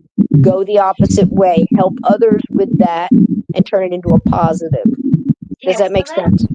That's like kind of like what I say is find a miracle in everything. And sometimes people get really angry at me, but that's exactly what I'm saying. Um, it's it's not saying that the act of what's happening is okay. It's saying, sometimes it can take years. It did for me. You know, people would not have wanted to know me 25 years ago. I was bitter because I Hmm. couldn't see the miracle that it made me strong. Yes, things that I went through were horrible. I wouldn't wish on anyone, but it made me who I am today, and that is my miracle. So that's where we have to be able to mentally start learning to change our perspective and realize, okay, maybe I can't get it now, but one day I will be able to look back and I will be able to find my miracle in this situation. And I will be Hmm. able to have the strength and the understanding to move forward in love, like you're talking about. So, Hmm. And forgiveness. And I keep saying it every time I think of it. I say, "Watch the ravine." I can't say it enough because, man, if you can get through that movie, I just told a chaplain that the other day. I said, every time you walk in this room, and he's an old army vet too, so he gets me. And I said, every time you walk in this room, I'm here in the ravine. Somebody wants you to watch this movie, and I had no idea he was a chaplain. I had no idea. And I said, there's something in here you need to hear for somebody so you can verbalize it to someone else. That's what I'm getting. And he just looked at me and I said, I'm writing it down for you. And I wrote it down, pulled it up on my YouTube, showed him the picture. I said, you need to watch this movie. I said, you're going to have a hard time getting through the first 5 minutes. But once you get through that, you're going to get it. And I can't tell you how many times I've done that to people because they walk in, Ravine. And I'm like, okay, this one? All right, fine. And I go up and I'm like, you don't know me, but, you know, because right? here's the thing. I don't care. I don't care anymore. When it comes to that kind of thing, it's like I'm going through and I'm going to give them the message. Some people don't like that. Some people call, like, look at Long Island Medium. And I don't know her. I'm not far from her, but that doesn't mean I know her. It's like, there's people you say, hey, I'm from Vermont. And they'll go, hey, do you know Dave? Yes, I do. No, she's not far from me, but I've never met her. I've never gone to any of her stuff, and I don't have anything for or against her. I can tell you this: when people get on a reality show, things turn ugly because you got producers and everything else. And very rarely you come out of something like that with any unscathed. Let's put it that way. People are going to talk. I think she's wonderful. I do when she's walking up to people, and again, all that scripted, guys, trust me. And I don't mean she's fake. I'm saying they went up to the people and had to get permission to get them on camera. So they filled out a form, right? So the thing is when you do walk up to somebody at a grocery store and goes, "Pardon me, ma'am," you know, that's the hardest part for a medium, psychic, channeler, Oh, whatever you want to call it, because you think that you are. I can only really speak for myself and what other people have told me as far as their feelings on it, but you feel like you're intruding in their privacy. I get that. What I'm comfortable with is going up and going, okay, here's the deal. Here's Tom. I don't know Tom. I've never met Tom in as far as I know. I don't recognize his voice, his vibration, his energy. Don't know Tom. Here comes Sally. I don't know Sally either, but Tom knows Sally. See what I'm saying? Tom loves Sally. Sally is in pain, and Tom knows it. Now, for some reason, I'm the telephone. I didn't plan on being a telephone today, but he just picked up my receiver and he's yelling in my ear, telling me he needs me to tell Sally something, and I'm the only one in here that can do it and will listen and be dumb enough to do it. So at that moment, what do? You ignore Tom, you ignore Sally. Who No. the hell am I to deny her his love message? Yeah. So I'm going to go up to Sally, but I'm going to do it in a way. I'm not going to hit her with it. I'm going to say, ma'am, I'm so sorry to interrupt your day.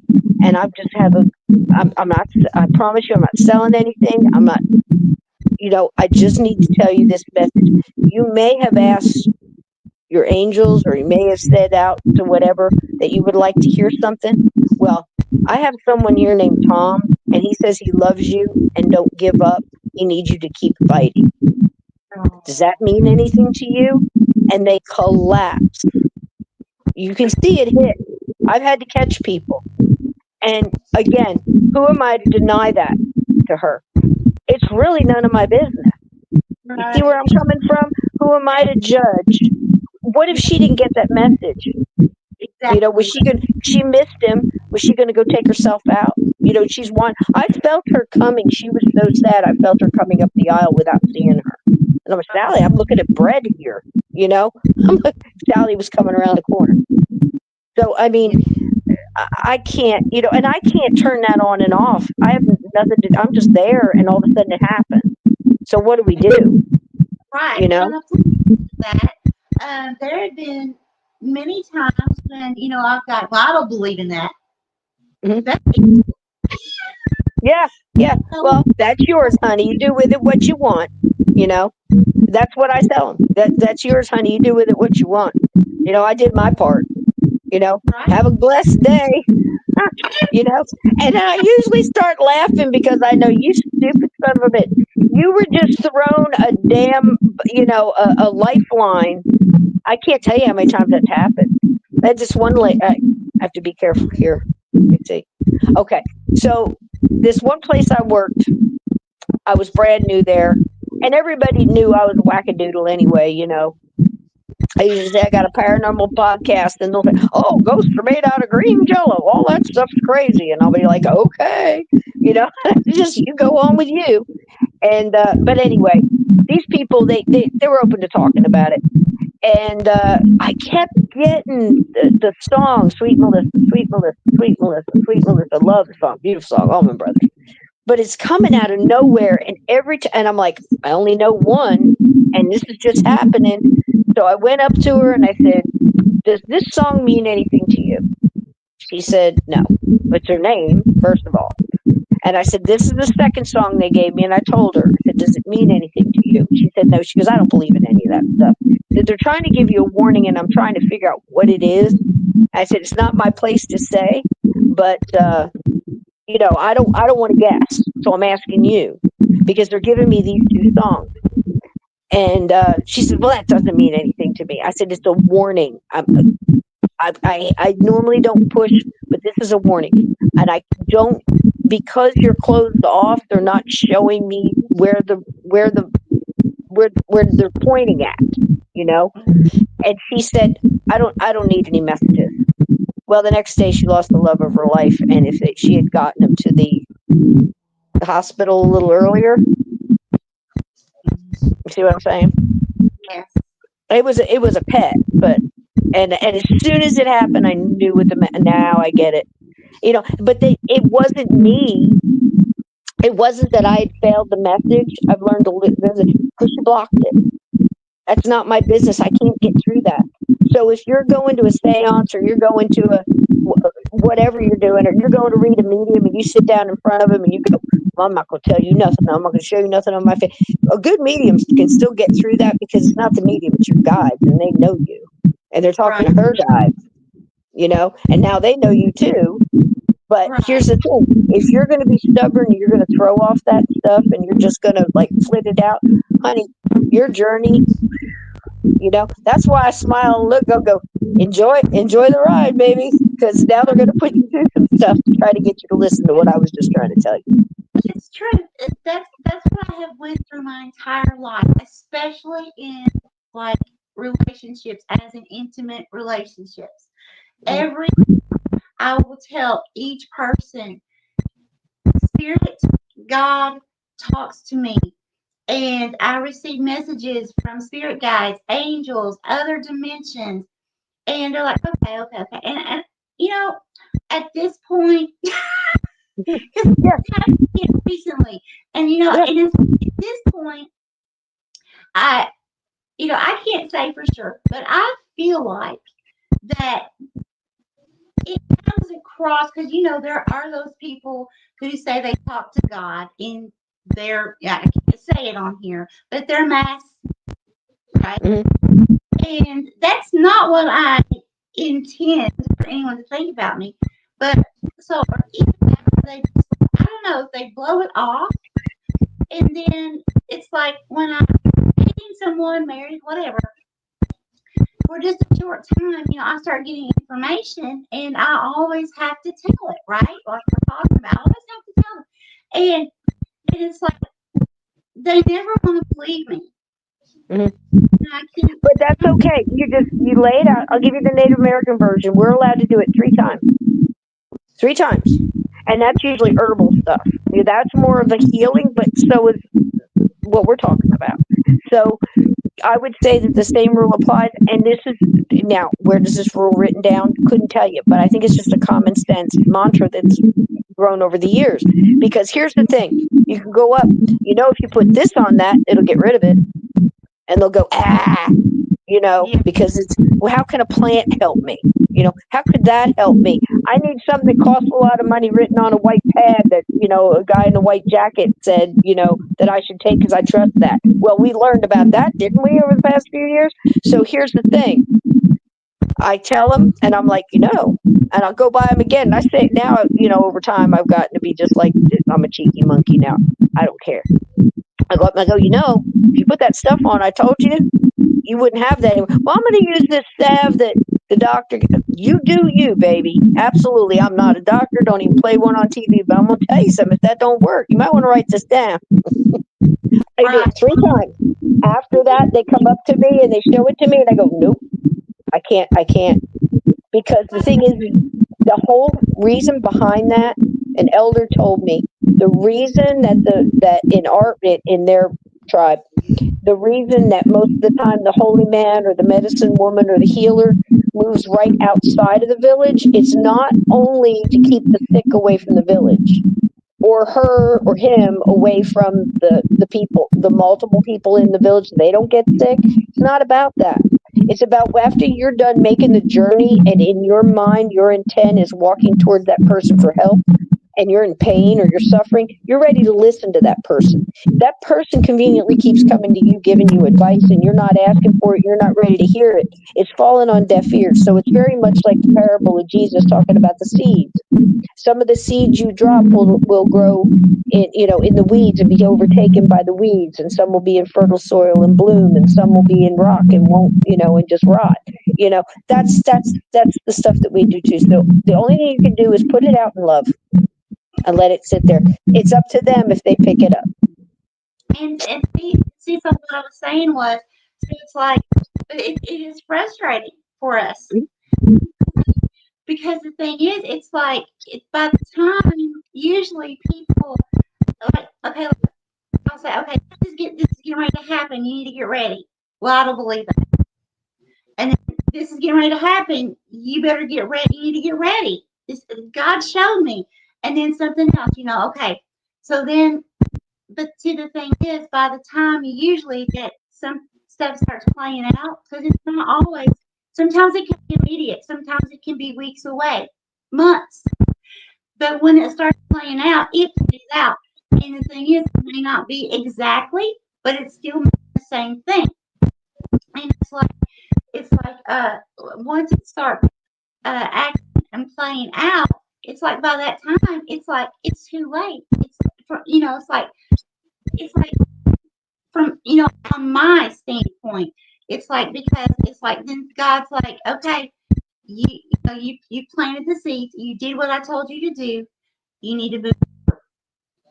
Mm-hmm. And that's what I do. And Mm-hmm. it Yeah, yeah, you do, babe.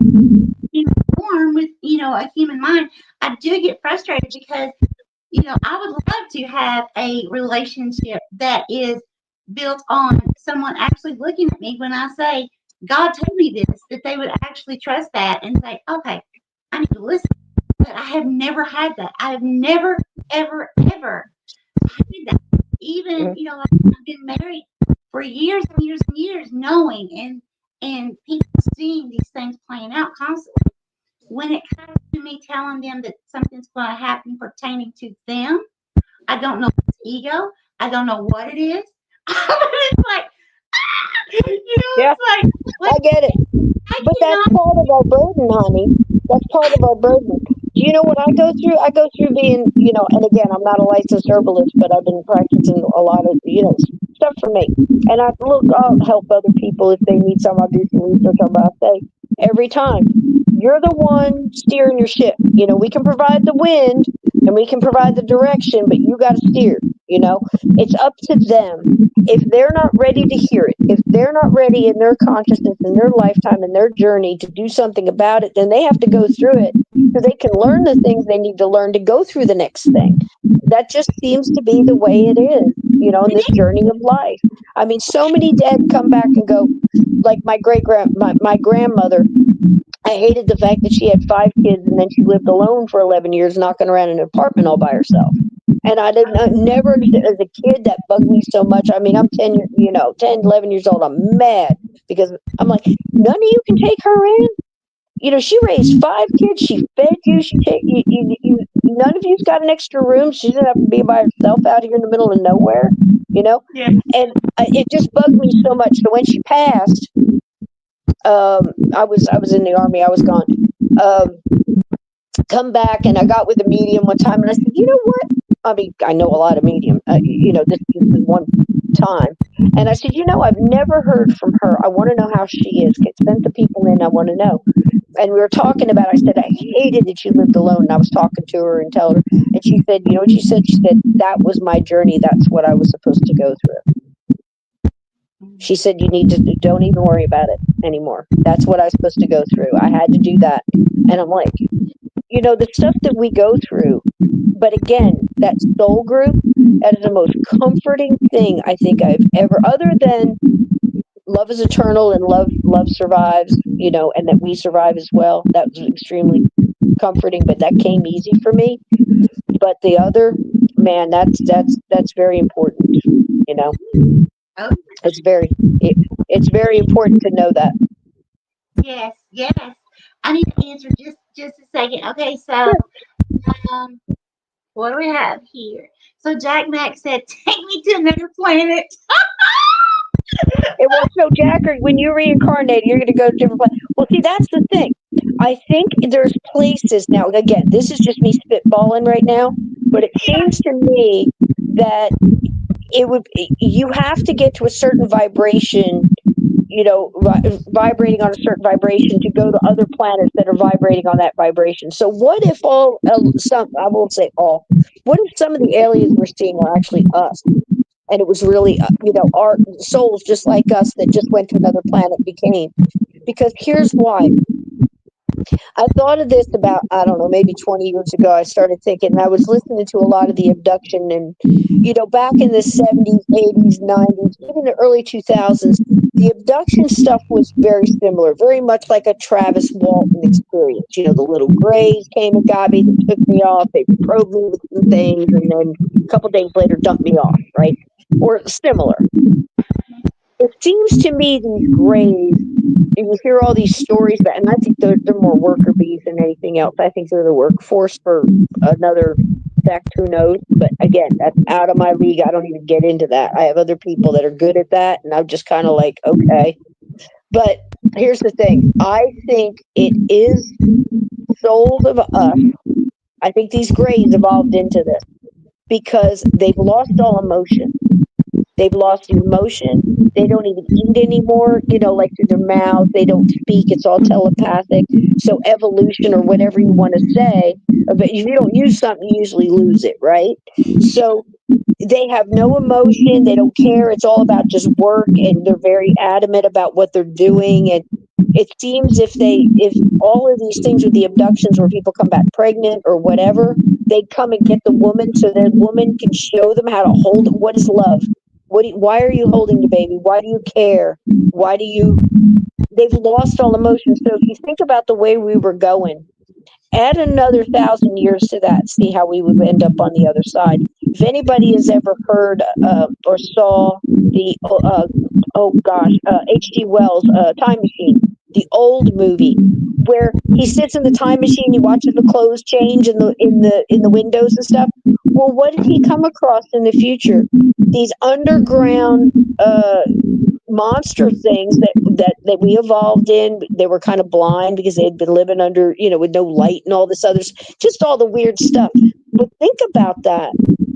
It's like it could possibly be, and I'm not saying all, but some, and maybe they're coming back here to try to remember the things that they forgot, the emotion, what is love, how to be kind. And if we keep moving toward this lone wolf thing where every man is for himself and we all feel like we're not connected and we're not responsible and we keep destroying trees and grass and animals and we keep doing cruel things to kids and dogs and cats and experiments and all this other stuff, I'll tell you, the thing that gets me mad is people that think that they can make things better by messing around with it. I was a PetSmart manager for a long time, and I'm watching. We're losing one this week because a dog that has been so engineered, let's put it that way, to what we think it should look like, that it can't survive like it is. I mean, it's got a bad respiratory. Its little short legs can't carry its heavy back. Sure, it's cute. Look at it running around. Try to be that poor dog that can't Right. see because we've smushed its face so much and all this other stuff. It's crazy that we think that we can. We can't even handle. What we're doing. We think we can go around and do these things and put up windmills and kill animals, and it's just nuts. We need to get back to the basics and really get into it. And I think that's what a lot of these ghosts are saying. These ghosts aren't coming over and going, we should run a car on nothing but water. There should be free energy. There should be this and this. No, they're coming back and going, guess what? I worked too much and I didn't spend enough time with my kids, and I really loved you and I didn't say it enough. That's what matters to them. Half the time it's not even. Are you finding, Michelle, that a lot of times even some of the most powerful communications I think have had were ghosts that came back to tell their loved ones, stop looking for who killed me. It doesn't matter. It's all going to be taken care of. You guys need to go on with your life and laugh again and love again and enjoy your life and go on with it. I'm fine and I love you and I'm right here. Yes. So powerful. Actually, something even more powerful than that happened. Things like that, yes. But I actually had an encounter with my future self. Wow. And look, this was well, it was when I was bedfast.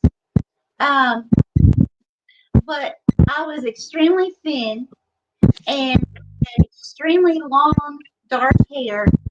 But when I say thin, like not humanly thin, like massively thin.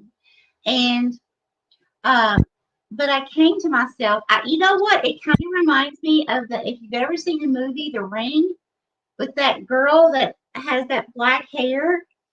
I kind of looked like that. My hair was not combed. It was just all just it was a mess. And I was looking, like right into my face. And she looked at me and she said, I am number 18. So that was AI. That was a warning of where we're headed. And we're heading into a number. What do you think about that? That's a very interesting conversation. I love Bill Bean, and Bill and I have been friends for many years, and he is. I want to the best title for him would probably be pastor. Um, I want to say exorcist, but exorcist and demonologist always gives us different visuals. So let's just say he knocks the bad out of people.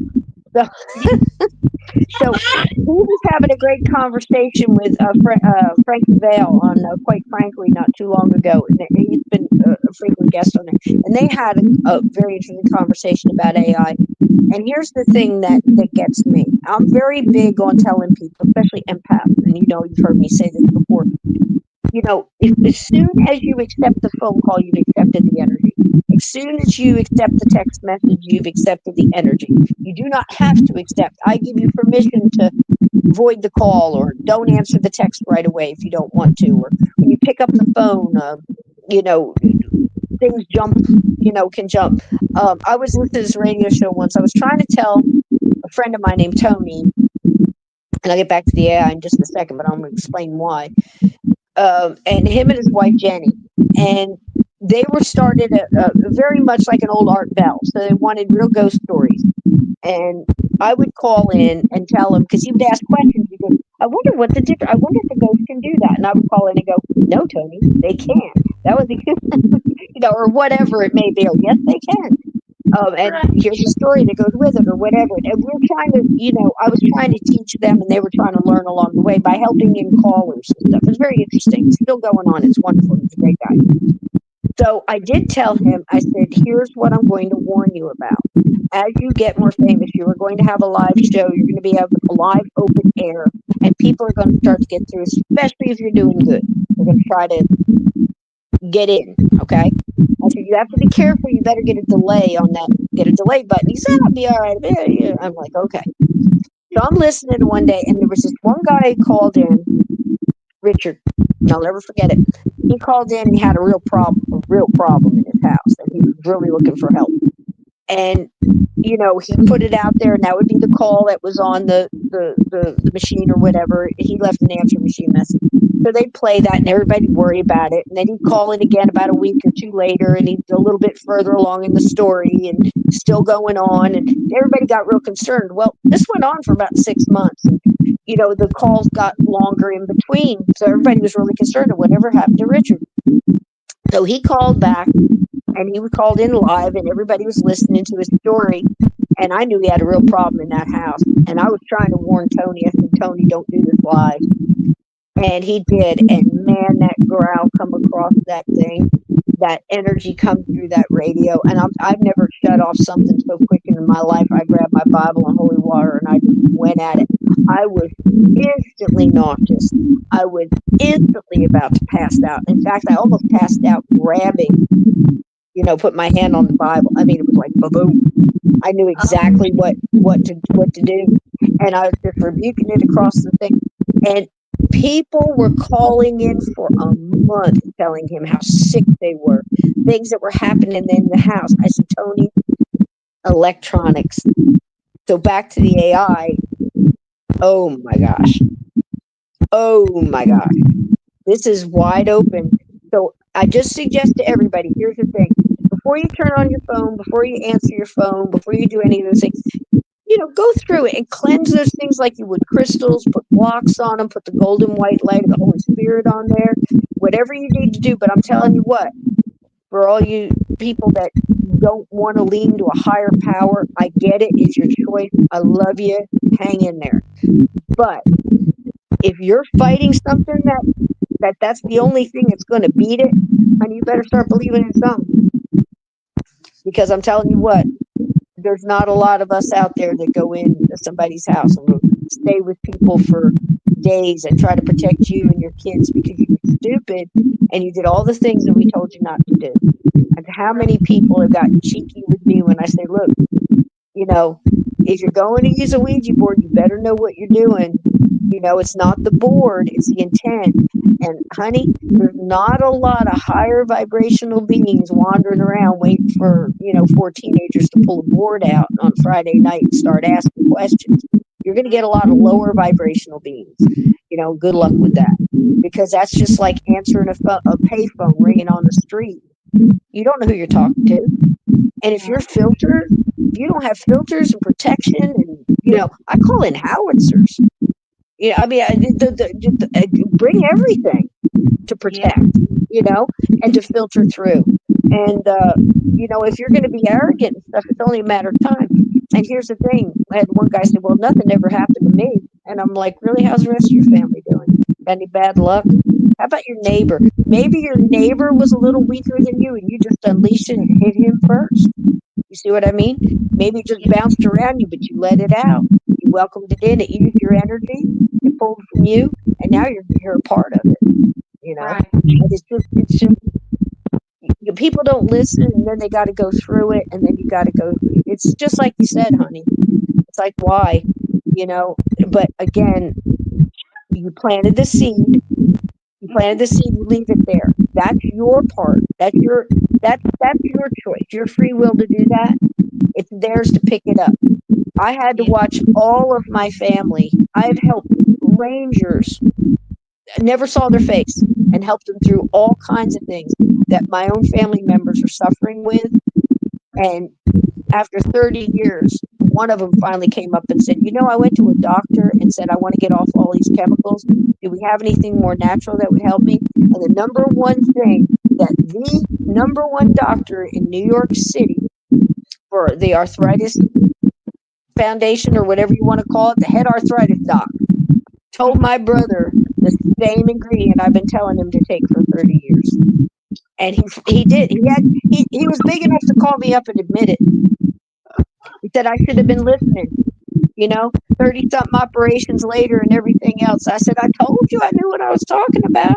I It's mean, like I just don't understand why is it so hard though, like when we tell people we're having a message from God. Why is it so I don't to me I don't understand why is it so hard to believe that. mhm. Because, honey, you're up against religions that have been around forever. There's a very major religion that tells you got to go through some guy you don't know in a suit with a collar to talk to God. Well, that's true. And a lot of people have been, look, I mean, and I'm not, look, that if that's you, I have love I absolutely have love. But you're not good enough to go by yourself. Do you understand? You have to have somebody that's better than you, knows better than you. Well, those same people that knew better were the same people that walled up that nun for falling in love with a monk. How was that Right. better for me? That doesn't sound like an all loving, all knowing, all, forgiving God, you know? So I'm just saying. So Right. again, I just talk to him, I'll just say it like I said. Usually we're laughing at me when we're talking. It's like, did Yeah. you see what I just did? Yes, I did. Wasn't that awful? That was stupid, wasn't it? Yeah, I knew better. We have those kind of conversations. Right. And when I go into stuff, I go, Mike, I need you. Mike, get here now. I need you now. I call it Archangel Michael. Yeah, you just don't. And those are for everybody. The fact that we've been over time separated into these corners, like, no, no, no. You have to believe, you're believing this, and you believe this, and you believe, again, and you tear it all down, like you and I and Stephanie were talking about the other night. Tear it all down, you find out that people in continents, on the other side of the world, were using that same herb or that doing that same thing for Yes. similar reasons. How did we know that? It's Right. almost like there's something else in charge, huh? And how can you be wrong when you're saying, love people? Look, I'm not saying stand there in front of a guy pointing a gun at you and going, I love you, I love you. You got to, but you know what? I've seen it work. I've seen love break down big people and bad things and big monsters. So again, that's like your number one weapon. Sometimes you got to. Sometimes it's a tough love, but you know Yeah. that's the thing. I think the most important thing is to give people hope and give people an understanding of what works and what doesn't. Yeah. Kicking and screaming, you can bitch and complain all you want. We're all going to the other side. We all might land in different ball pits or whatever it may be, but I think it has to do with the individual. I mean, things upset me. I look at my past and I said, I was so stupid. I didn't know. I didn't know. How could I not know? How could I not have paid attention to what I was really doing there? But again, I have to forgive myself, because if I didn't go through that, I wouldn't have learned what I learned. And I think we need to get off our own backs sometimes. Yes. You know? And also, like people need to start, and this is including myself. We really, as human society, we've all been hurt. We've all been through things. And when we see someone coming at us in love, that's where we need to, use our discernment because it's like love is real. Love can be real. Not everyone that comes towards you in love is up to Mm-hmm. it's like love can be real. A nice Cool. person can be real. It's like, but we all need to work on that discernment so we can tell, hey, this person really is nice. They're not acting. This person, what I'm saying? Yeah, that brings up a great question too, and a great way to to cap this off is to say, look, if you're having trouble communicating with the living, how the hell are you going to communicate with the dead? You have That's no idea who you're talking to. Now, if you go in it through a process, and I'm not saying I'm any better than anybody else, I'm not saying that. I go into a situation as it calls. It's not a ritual or a thing. It's just, a lot of times I just show up and it happens. So I don't have a lot of time to prepare. You see what I'm saying? But uh-huh. here's the deal. What's your message? Okay. It's basically this. We got to learn what we're learning here on this earth, and then we've got to forgive ourselves when we make mistakes. We learn from it, we move on, we let it be. I tell people to forgive those who have trespassed against you. You don't forget it. I'm not saying be stupid and let them keep doing it. I'm saying forgive them because you probably are in the same soul group and you agreed on it on the other side. You've just forgotten that. So it makes it easier. It makes it easier. Like, wow, did I learn something from that? What did I learn from that? Oh, I did. Okay, that makes sense. So it helps you to move through it. But the forgiveness and the understanding and getting off your own back is how not to be a ghost 101. Yes. You get my drift? We have to leave all that, and then you can float. You can float lighter. The lighter you are, the less rocks in your pocket, the less earthly burdens, and the less grief and resentments and jealousies and things like that. Let it go. If it's not in love, let it go. Forgive those who went against you and did things. And people have done some really rotten things to me. It doesn't mean I'm going to sit down and have lunch with them. You're No. not going to do it again, but I learned from that. Thank you for that lesson. And here's another one. Understand that your guides and your higher self, when you were on the other side, when you were smart, you had all your memory, you picked certain people to come into your life to give you hell so you could go through it and learn that for that specific thing you were supposed to do. So that person at work that's annoying you is testing, they don't know it, but they're testing whatever it is you're working on. So if it's for me or anger, I'm going to have people around me all day pissing me off. And it's up to me to not react in that emotion. We go, okay, that's them. And I go through this mantra. Does this need to be said? Does this need to be said right now? If I do something about that, am I going to make a difference in that person's life? Does it matter to me to have that person agree with me? No. Do I care what they think? No. That belongs to them. So you have to go through that and unpack that kind of stuff and understand and in your mind thank that person because they just taught you something you were supposed to learn or you were supposed to work through. And boy, that makes things easier. Is that person in here trying to teach me tolerance because they're working on my last nerve? That kind of thing. And you wonder and then it slows down because you're getting it. And you'll notice stuff like that. So I think that's a real important thing to learn about. Try not to be those because I don't want to stay here. I don't want to be rattling around some old barn somewhere and hoping somebody comes along that cares that might lend me a hand and help me over. That's the sad part. My friend Rob Guttrow bumped into a monk and he went to England. Boy, a medium on going through England, right? He goes to all these old castles. How many ghosts you pop into? They're everywhere.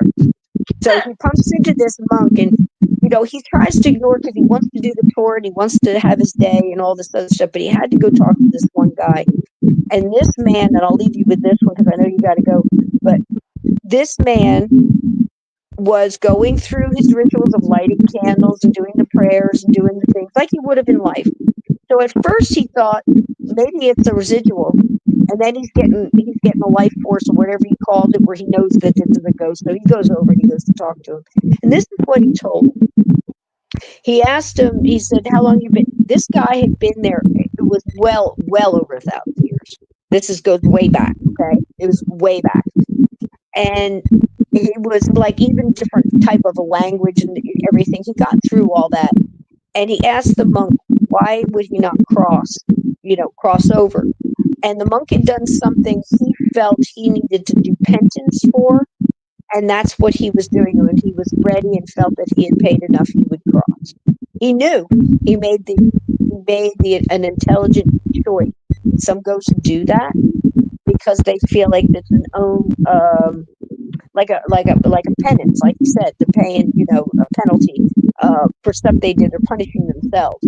But here's the deal: how over 1,000 years he could have been that long and not dwindle the energy, not diminish the energy. We've all heard that over time ghosts just disappear. No, they don't. No, they don't. If they disappeared, it was because it was their will to do so. That's what I say. And others will argue with me, but give it your best shot. Saying, because it makes too much sense.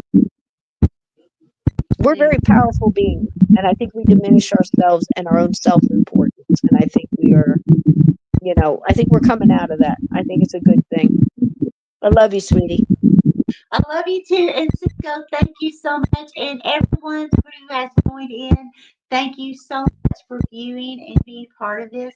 Also, if anyone coming on later after this is completed, please again remember that if you are looking for Sysco's information, you can contact her. I have her channel information down below in the description, and from there you can look on her channel. She has a subscription on Rumble and different ways you can contact her if you would like to reach out to her or subscribe to her channels. Sysco, this has been absolutely phenomenal. You're so knowledgeable, and I just love you so much. Thank you. Thank you.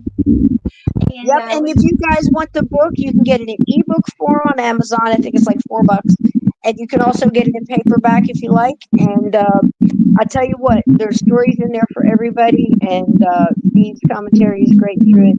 Please join us on Journey Through the Gate. We're Sunday, Monday nights, and we do a movie on Tuesday if they let us play it on Rumble. We've had problems with robots lately, and but cutting it off early and stuff. So we're trying to get through that. But listen, Sunday, Monday night, we have a good, wonderful chat. My listeners are absolutely wonderful, and we have a good time. And we try to get some heavy subjects and some good guests. And we're finishing up JFK right now. So there you go. Unraveling that case. It's a rough one. The next time that you come on here, where I've just moved and stuff, I got to work on my lighting. You can tell. Oh, I'm sitting in a dark room. I mean, I'm just barely here. I'm so sorry, guys. At least I wish I could have got in my studio. I just couldn't do it tonight. But we're here. We're here. But anyways, thank you, everyone. I love you so much. And wishing you all the most happiness. And see you next time. Bye. Love is eternal. Bye. Yes,